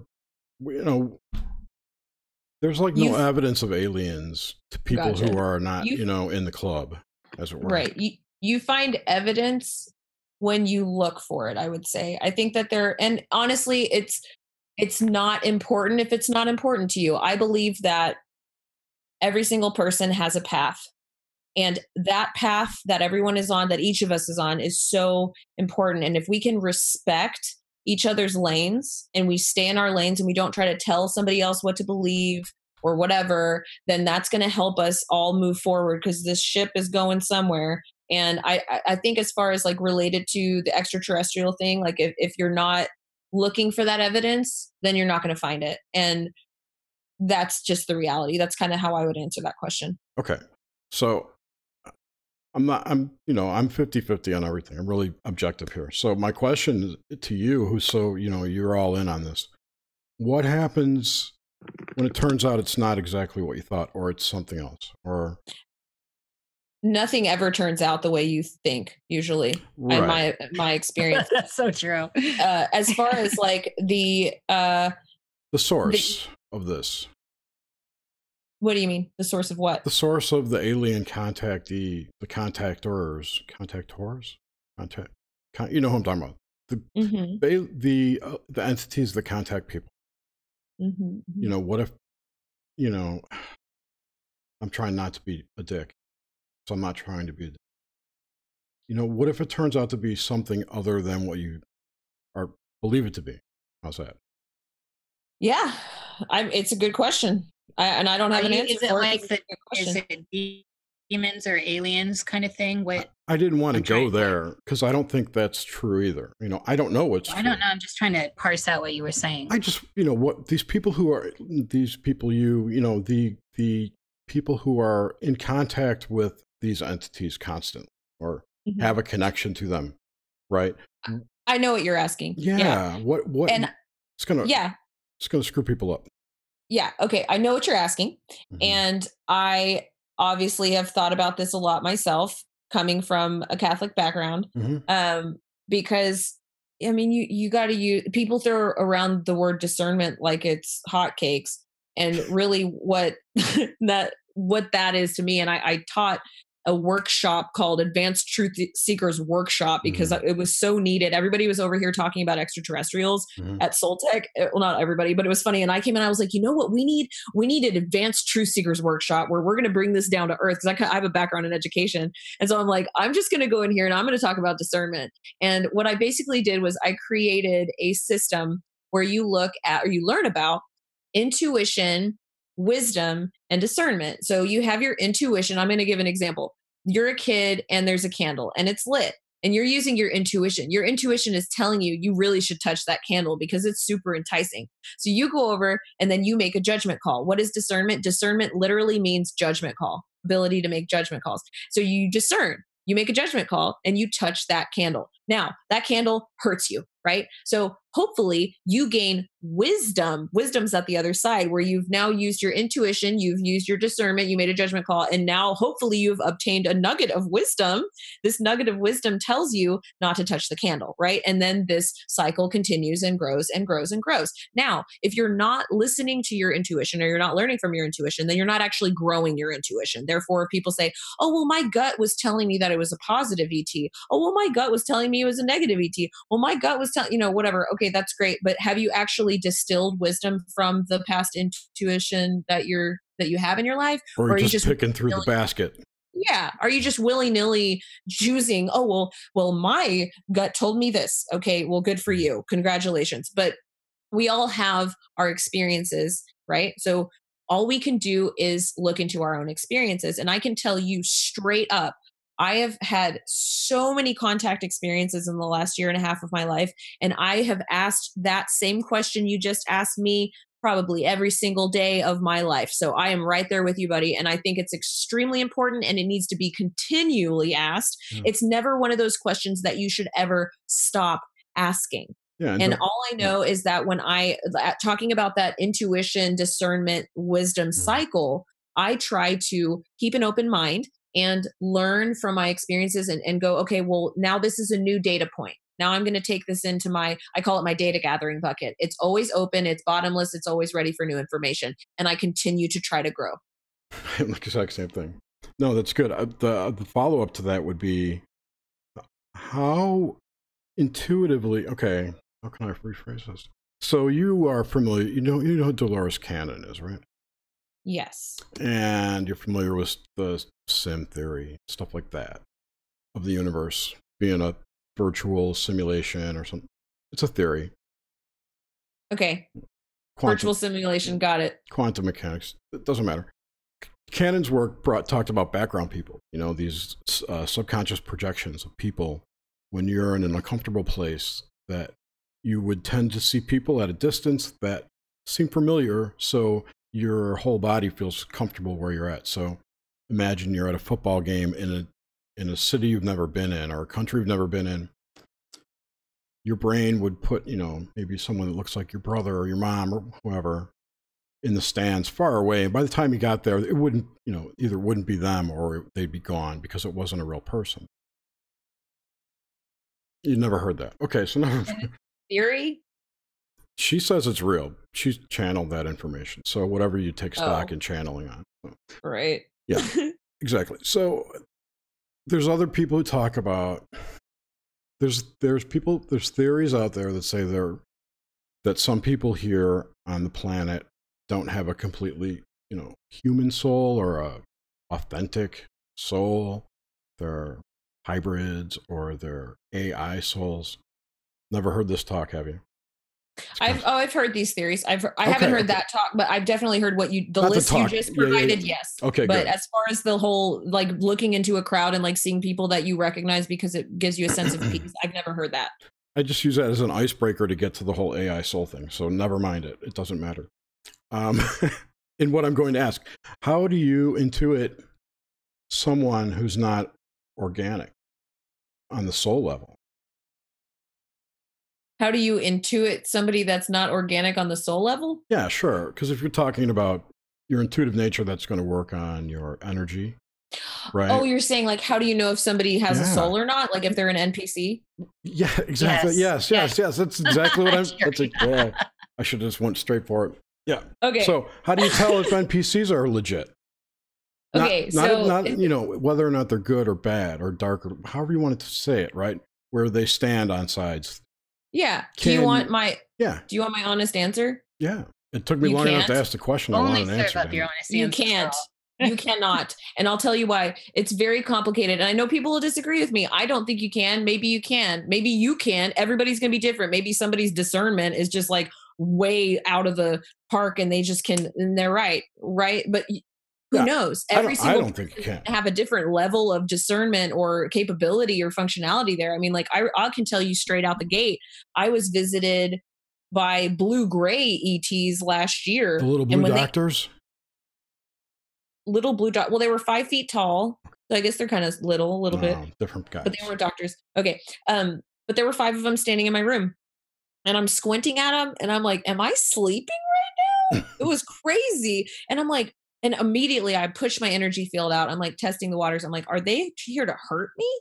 Like, what is going on? You know, immediately I'm going, are they bad? Are they good? Because you couldn't tell, right? You can't, how can you tell? I mean, maybe some people can, but I'm sitting there going, like, I can't believe this is happening. It was complete cognitive dissonance.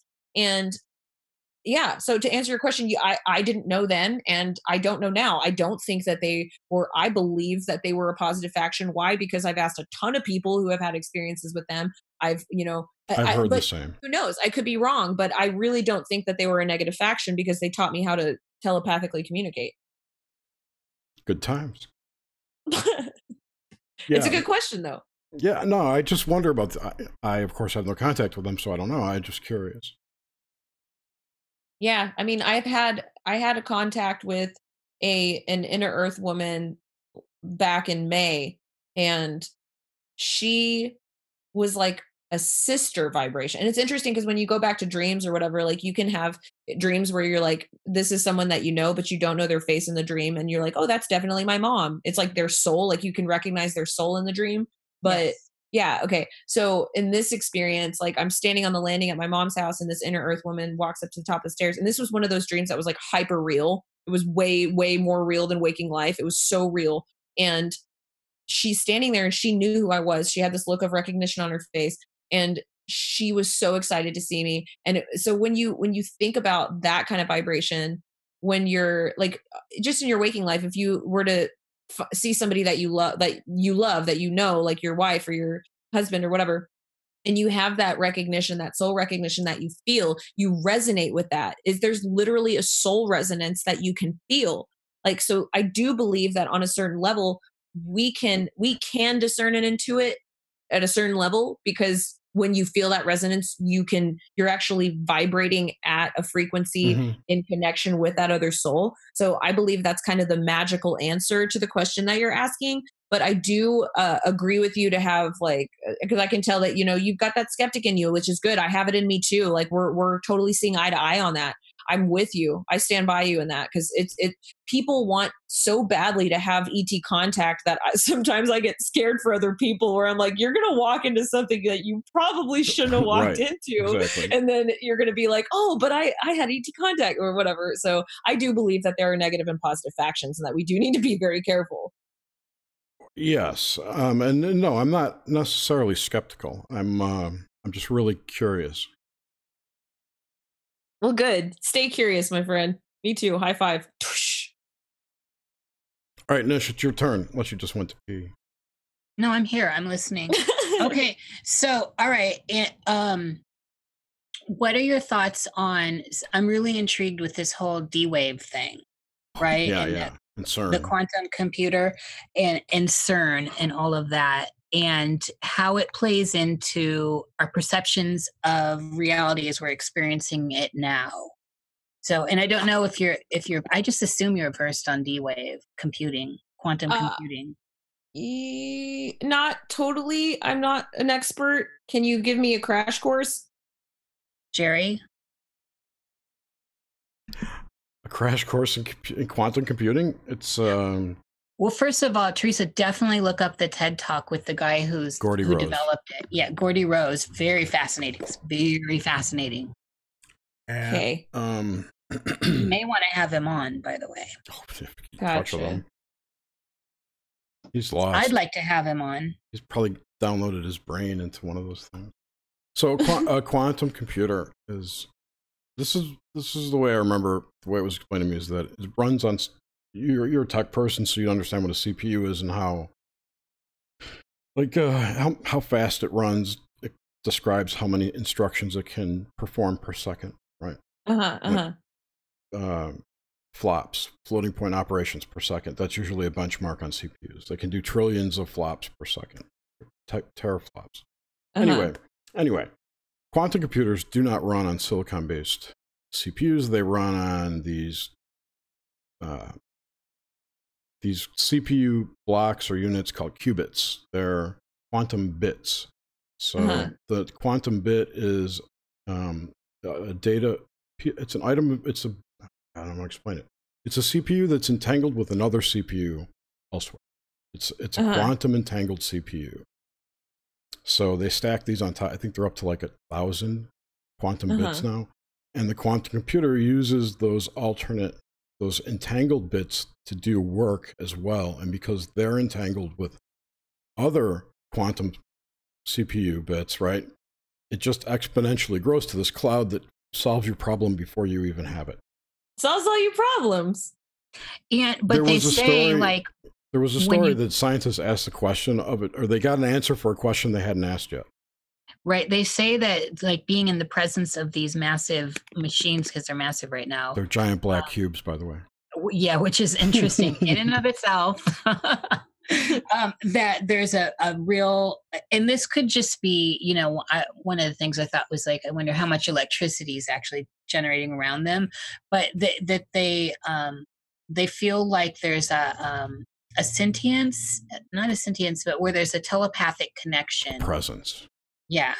And so, I mean, and these are scientists. So, I mean, there's, you know, people are in with it or not. There's a great TED talk on it, and it's great. There's great information out there, and whatever you think of it, it's really super fascinating. And as we understand quantum, like spooky theory, spooky action at a distance, and quantum entanglement, and this whole same thing. It is the same thing, but I think that it's parsed out differently in the papers from what I've read, just slightly. There's nuance there. So that's it. So I guess more so, you're probably more familiar with CERN then, of course. Well, and just to kind of make a note on all this, I mean, with the science that we have here, we talk about things like spooky and like to describe something that's happening because they don't have the understanding to really describe it, or they don't have the access to the technology to really describe it. So who knows, maybe these computers are actually injected with some form of consciousness, but the people or the powers that be that know the truth aren't telling the people that are using them. I think that probably is true for a lot of the technology we know or that we use. We don't actually know the core of what's happening. I mean, there are so many different layers and compartmentalizations of information, and we are constantly withheld information on the level that we're at here. So we can speculate all day long, but the reality is when I Google D-Wave and I go to images and I look at this big black box, who knows, maybe there's a freaking extraterrestrial inside this box. You know, I'm being ridiculous, but you see what I'm saying. I get you, yeah. Right, yeah. It's Odyssey 2001 comes to mind. But I mean, Einstein, you know, that Einstein yeah. Yeah. So, because Einstein's the one who coined that theory, spooky action, because things that resonate on the same frequency, no matter where they are in the known universe, are communicating because of that resonance. And so that's why he called it spooky.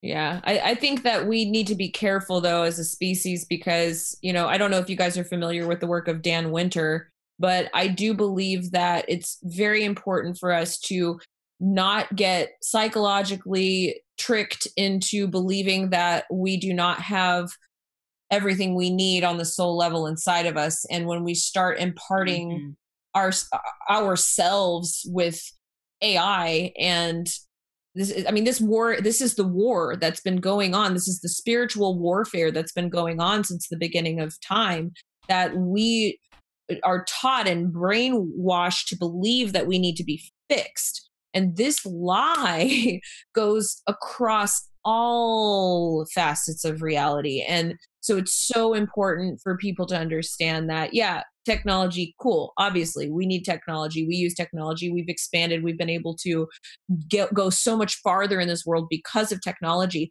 But it's a slippery slope. We got to be careful. We can't just let it keep going too far. You know, we do need to keep an eye on it. And I think what crosses the line for me is, and this is, you know, obviously different for everybody, but when we start talking about imparting the technology into ourselves, like, you know, this whole cyborg stuff or implanting ourselves with things, we just have to be careful with that, in my opinion, because we can heal. We have a soul technology inside of us that is our bliss. That's love. That when you find that resonance, that is the healing resonance. That's what we have. That is a power that we have. It's a technological power that we have in conjunction with our Mother Earth, connecting to her and grounding into her. And that is the that is a truth that has been occulted from us from the beginning of time, because the negative constructs don't want you to know that. They want you to be controllable. They want you to be controlled. Therefore, they want you to step in to this AI world and not just do it, but want to do it. That's the whole beauty of the lie, that you actually, go into the cage and you close the cage behind you, and then you toss the key out to your masters. Yeah, it's I agree. I think we have everything within us, and that's one of the great secrets. I think it's one of the great secrets within all the mysteries as well. It's all, you had it all the time, Dorothy. Right? You had it all the time. But so this was all the magic of the monotheism. It came in and took this all away from people. They're the Anunnaki. So with CERN, there's a lot of people questioning what the motive is there, and what possible effects it could be having on our waking lives, on this paradigm which we call the waking life. Yeah. What do you have any? You talk to a lot of people, and you get into some of this stuff more than we do, I think. And what do you think? What do you think is going on there? So, and I mean, just beyond the veil of what they're saying, like, do you think there's more going on? Oh yeah, definitely. It's so funny. The mainstream media, like, it's just laughable. I mean, they're going to drip things, but I mean, honestly, like I said before, the truth about a lot of this stuff is just so occulted that it's behind the scenes. But I've had my eye on CERN for a while, and I remember learning about that back when we started learning about CERN. That was long ago now, but I remember always being very skeptical about that. I'm like, man, that's bad news. That's going to start some kind of black hole situation. We need to be really careful. And then you start hearing about people talking about the Mandela effect, and how after CERN got, in some facets, people believed it was getting out of control. And then you have this whole wave of like the Mandela effect that people are describing, having situations occur that they would remember differently from other factions of people. And some people speculated that CERN was actually... Go ahead. No, I was not to mention the bandwagoners who said, "Oh, we stopped it." Doing whatever. Oh my gosh. Yeah, I was going to say the thing that sticks out in my head that changed is when CERN started colliding lead particles. Mm-hmm. They're now, I just heard this yesterday, they're going to start colliding gold particles pretty soon. Well, I think that... pretty interesting. It's like, okay, what kind of alchemy and sorcery are they combining over there? Right, but they're trying. That's the beautiful thing right now. And I think that that's what's the core answer, that this is the nugget of wisdom. It's not going to work. All of this stuff that was awesome by the bad guys, that they're coming in here going, oh my gosh, we're losing control over the people. They are waking up. This is really bad. Oh my gosh, what are we going to do? I don't know. Why don't we collide some gold in the CERN collider? Cool, let's try that. Like whatever is going on the planet. Let's shoot up Las Vegas. Oh yeah, exactly. Mm-hmm. That's what I'm saying. It's shaken up. It's getting all shaken up. A cult fan keeps asking, has anyone seen the CERN tarot deck? I was trying to get in there to ask. He had a question before that, which I've scrolled away. It was basically, do you think CERN is, I don't remember if it's blocking or can block reincarnation? Yeah, I'm not, I don't know about that. I don't know much about that. And I'm looking at, I just Googled CERN tarot deck, and I'm not really seeing. I will find the link. I had no idea there was a CERN tarot deck. They started putting out some tarot cards. I don't know if it's a full deck, or I don't know. I will definitely have to have those though. Maybe y'all could put a link up in the live chat. Here, can CERN fuck up reincarnation? That's his question. Oh. That's funny. I love a cult fan. Yeah, he's great. My best friend. He's awesome. That's amazing. Awesome. Let me philosophize about this for a second. So I think that it's very important that we are not doing things to mess up the system. And I do think that there are bad people out there on this world that are just definitely trying to bring Blow shit about up. yeah, exactly. So I think, I'm not trying to be doom and gloom here, but I do believe that we need to be very careful with what we're allowing. This is why, and let me just get on my soapbox for a second Get here, up there. because we can let the bad people do bad things and then bad things will pervade. But we have to be the ones that are going to stand up against that. We can't just go, oh, yeah, that's cool. Just do all those bad things, because then the bad things are going to get done and then doom and gloom. So I think it's what I would like to say for this question is that it's very important that each of us, we find what we're interested in, what we want to change, and what we want to really get passionate about, and do that thing. If you are looking at something happening on the planet, you're going, I really think that's bad for the planet. I think that we really need to make sure that that's not happening anymore. Go do something about it. Get out there and start talking about it. Organize with your friends and people, and go out and actually find something to fix, because there are plenty of things to fix and a lot of people doing great work. So I do think it's very important that we stand up to these people doing these bad things, whatever that looks like. I'm going to say right now, I don't know that much about CERN, so I want to make sure I'm staying in my lane here, but just parroting that across into my arena, I spend a lot of my life focusing on how I can spread messages of personal empowerment. So that's really my arena, looking at the disclosure of what's hidden inside of yourself. So every single person that's looking at something that needs to be changed, like let's get on that page and let's roll with that, because I do believe that if we just sit idly by, bad things can happen. We can't let them happen. Someone posted a link. Let's see. I posted that. It's the it's the CERN tarot. I think it's the CERN tarot. All the links led to here. Intense. Will you send that to me privately, Jerry? Because I'm not in the chat. Yes, dear. Thank you. Wow, that's really cool. I like these a lot. I want to know if I can get a printed copy.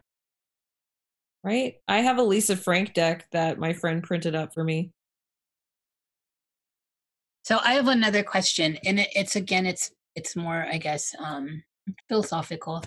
What separates, and I think most of what you've been saying kind of address this, but I guess I'm for clarity's sake. So what is this, the nowness we experience, as opposed to this state of consciousness, where we are, and then all the stuff that plays out collectively. So, there's so much stuff that agitates us, that brings us to a higher state of consciousness here. Otherwise, we would just be amoebas. What is this? What is this? What makes this reality here and now more real than anything else we experience? Why is this the pinnacle of everything? I'm not sure if I completely understand your question, but I think what you're trying to ask is like the conscious waking life that I've been describing. You're saying what makes that reality more than the other realities? Is that what you're asking? If like all of our dream worlds and astral stuff, if those were all separate, say, lives for us, your past and future lives, if you will. Experiences, right? But we're focused, we're stuck here. Anchored, yes. Why do we keep waking up? Why are we here? Anchor babies in this reality? Because we choose to, and we've been taught to. So I think that when you are a child, your reality is more permeable and malleable, and you can move. We create our own reality. I know that sounds so freaking cliche, I but agree. to answer that, to go deeper into what that actually means, is that we agree to the reality that we're in. Allegedly. See, that angers me, that answer. I'm not mad at you. I'm just saying in general, because it's like just one more thing that I don't know about that I've agreed to. It's like, it just seems like another level of control. Well, let me finish my explanation. I'm sorry. No, you're fine. No, not at all. You're totally cool. I think that I am. When I say that we agree, you're like, yeah, hey, yo, I'm cool. When I say that we agree to this reality, I mean, I'm talking about the person. Let me take it to myself. I'm going to go back to being a child, Teresa. And now I agree. I agree that, this apple is an apple. And, these are things that you're agreeing to. You're making contracts with everything you interface with. And then you get to a certain level, and then you choose that this is more real. But the beautiful thing is that this can change at any moment, meaning every single moment you have a choice, you have free will. Therefore, you can choose at any moment that whatever reality is going to be more real than the other. And I think that for people that have woken up, which is, you know, a lot of the people here are there, that this is the reality that we're agreeing to. We are able to sit here and talk about dream states. We are able to talk about this reality that's actually very malleable because we understand and we've agreed to believe that we get it. So there's a whole level of contract that comes into our experience that when you start to blow the lid off of what you've been taught or, you know, what you've been held back from, and then you start to trek into that territory, it makes you interface once again with that childlike state of openness and flow through that manifestation of consciousness where you're really going back into that conquistador mindset and you're an explorer once again. Cool. That's good. So all right. And then so when we take it to like experiencers of stuff, of say ETs, how do you parse out what's real and what's not real? Well, there are lots of different ways that you can do that. I mean, I think that you have your experience and then you have corroborating testimony. You have, you know, books, research, other people, their experiences. There are lots of different levels of it. Also synchronicities, intense synchronicities when you're experiencing something that you are going, well, I don't know if that's real. That can't be real. And then you have okay, let me give an example. I was visited by ETs last year. I woke up in the morning and thought maybe that was just a dream. And I went into the kitchen and I was cooking breakfast. Well, first of all, my boyfriend at the time and we had a shared dream that night. And love that. And me and him were both taken out of the room onto the ship and showed how to telepathically communicate. We had a shared dream that night. Next morning, we woke up feeling like we had been drugged. But was interesting was that when I woke up in the middle of the night after this like ET experience and I shoot up out of bed, he had woken up 3 seconds prior and watched me shoot up out of bed. So we woke up at the same time. I go out into the kitchen and it's 2:17 in the morning. My circadian rhythms were completely off. I was wide awake. I thought it was morning time for coffee. It was 2:17 in the morning. I went back in the room and then he said, wow, that was weird. I had a really weird dream. I said, what would you dream about? And we talked about it. We had a shared dream. And then I told him about the blue grays. And then we went back to sleep. And then in the morning when we woke up, that's when we had felt like we had been drugged. So there was something that happened in between the time that the ET experience happened and the morning. So for those 5 hours, something happened.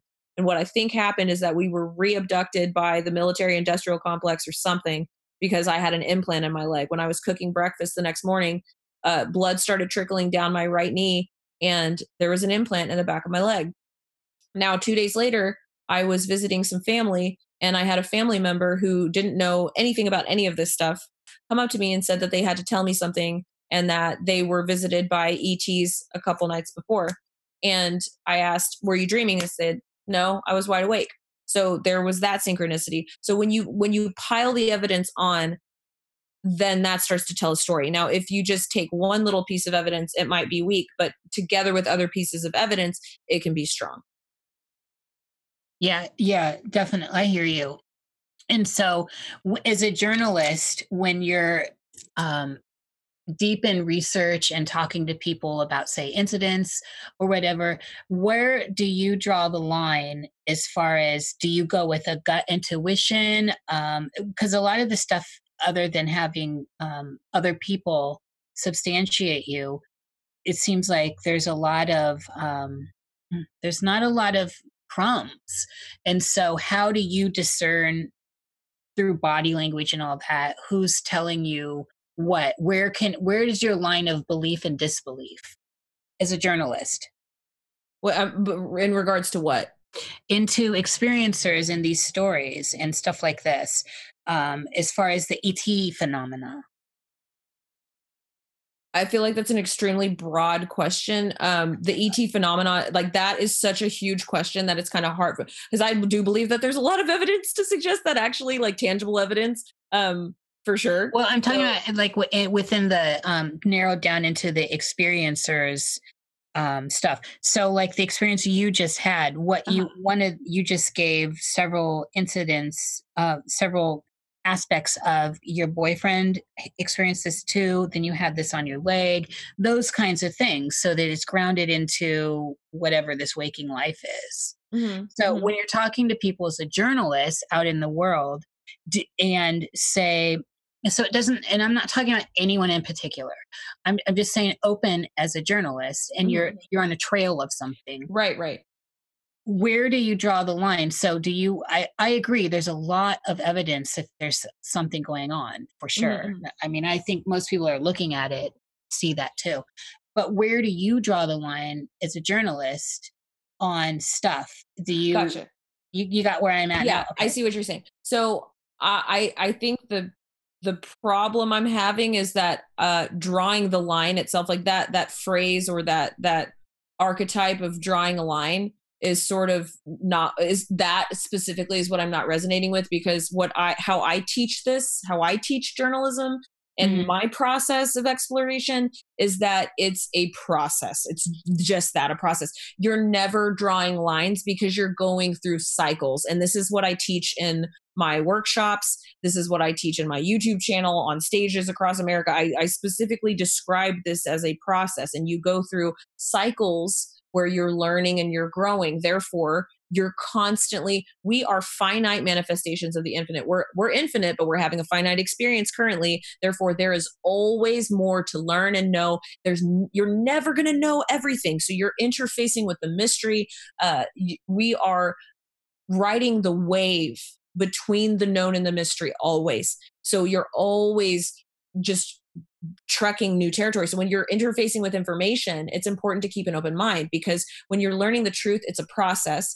And especially when it comes to ET contact, things that are extra physical, they're higher than third dimension or outside the realm of the third dimension. Therefore, we cannot use three-dimensional tools to track things that are happening in outside of this dimension. Therefore, we need to get creative. How do you do that? Well, you need to listen to testimony. You need to do all the things that you can do. And then you need to keep an open mind as we are uncovering or disclosing that which is hidden. So we are trekking into new territory now, where because the veil is lifting, and because so many of us are interfacing with this reality that back in the day was just seen as not real. But now people are having these experiences and you can't deny it anymore. So we need to keep an open mind. We need to listen to each other, and we need to not pass judgment as we go through this experience. That's so freaking important. And that's why when I think of like drawing the line in the sand, I'm going, well, I'm not really going to do that, because who am I to tell somebody that their experience isn't real?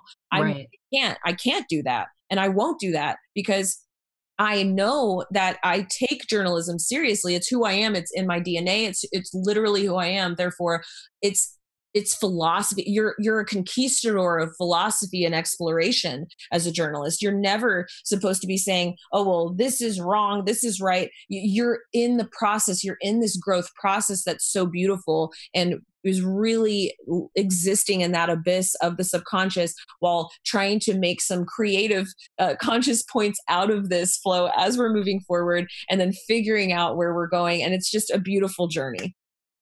Man, Teresa, you're great. This is, I like that. That's all I look for in people, really, is an open mind and a sense of humor. So, and then I can connect with you.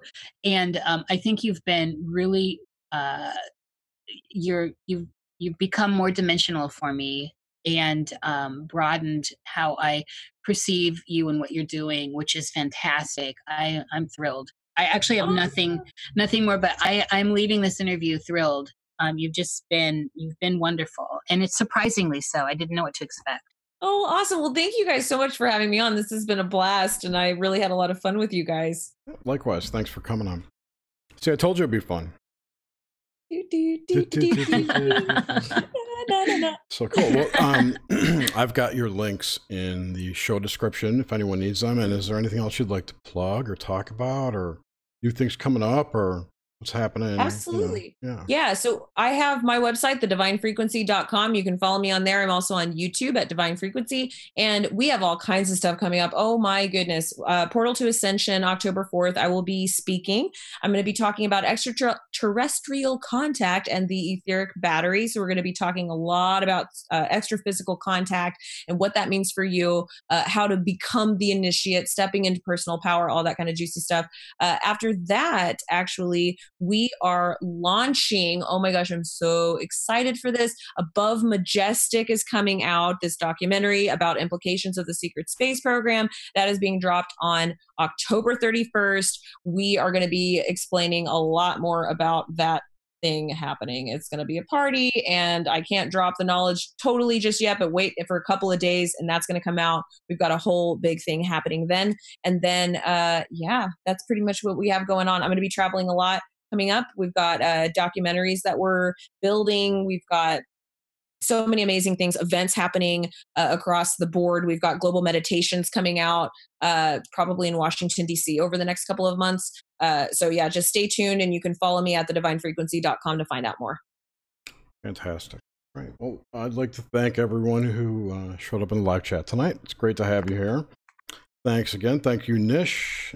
And be sure to tune in next week when our guest will be Jenny Moonstone is next week, right? Next week's October, too. We're starting our witchy month of Halloween. Yay, for October. We have some great guests coming up. After that, we've got Jenny, we've got Solaris Blue Raven, and Thomas Sheridan after that. So some real interesting shows. So, all right. Thanks, everyone. Take care. Have a great night. And we will see you next week. Goodbye, everyone.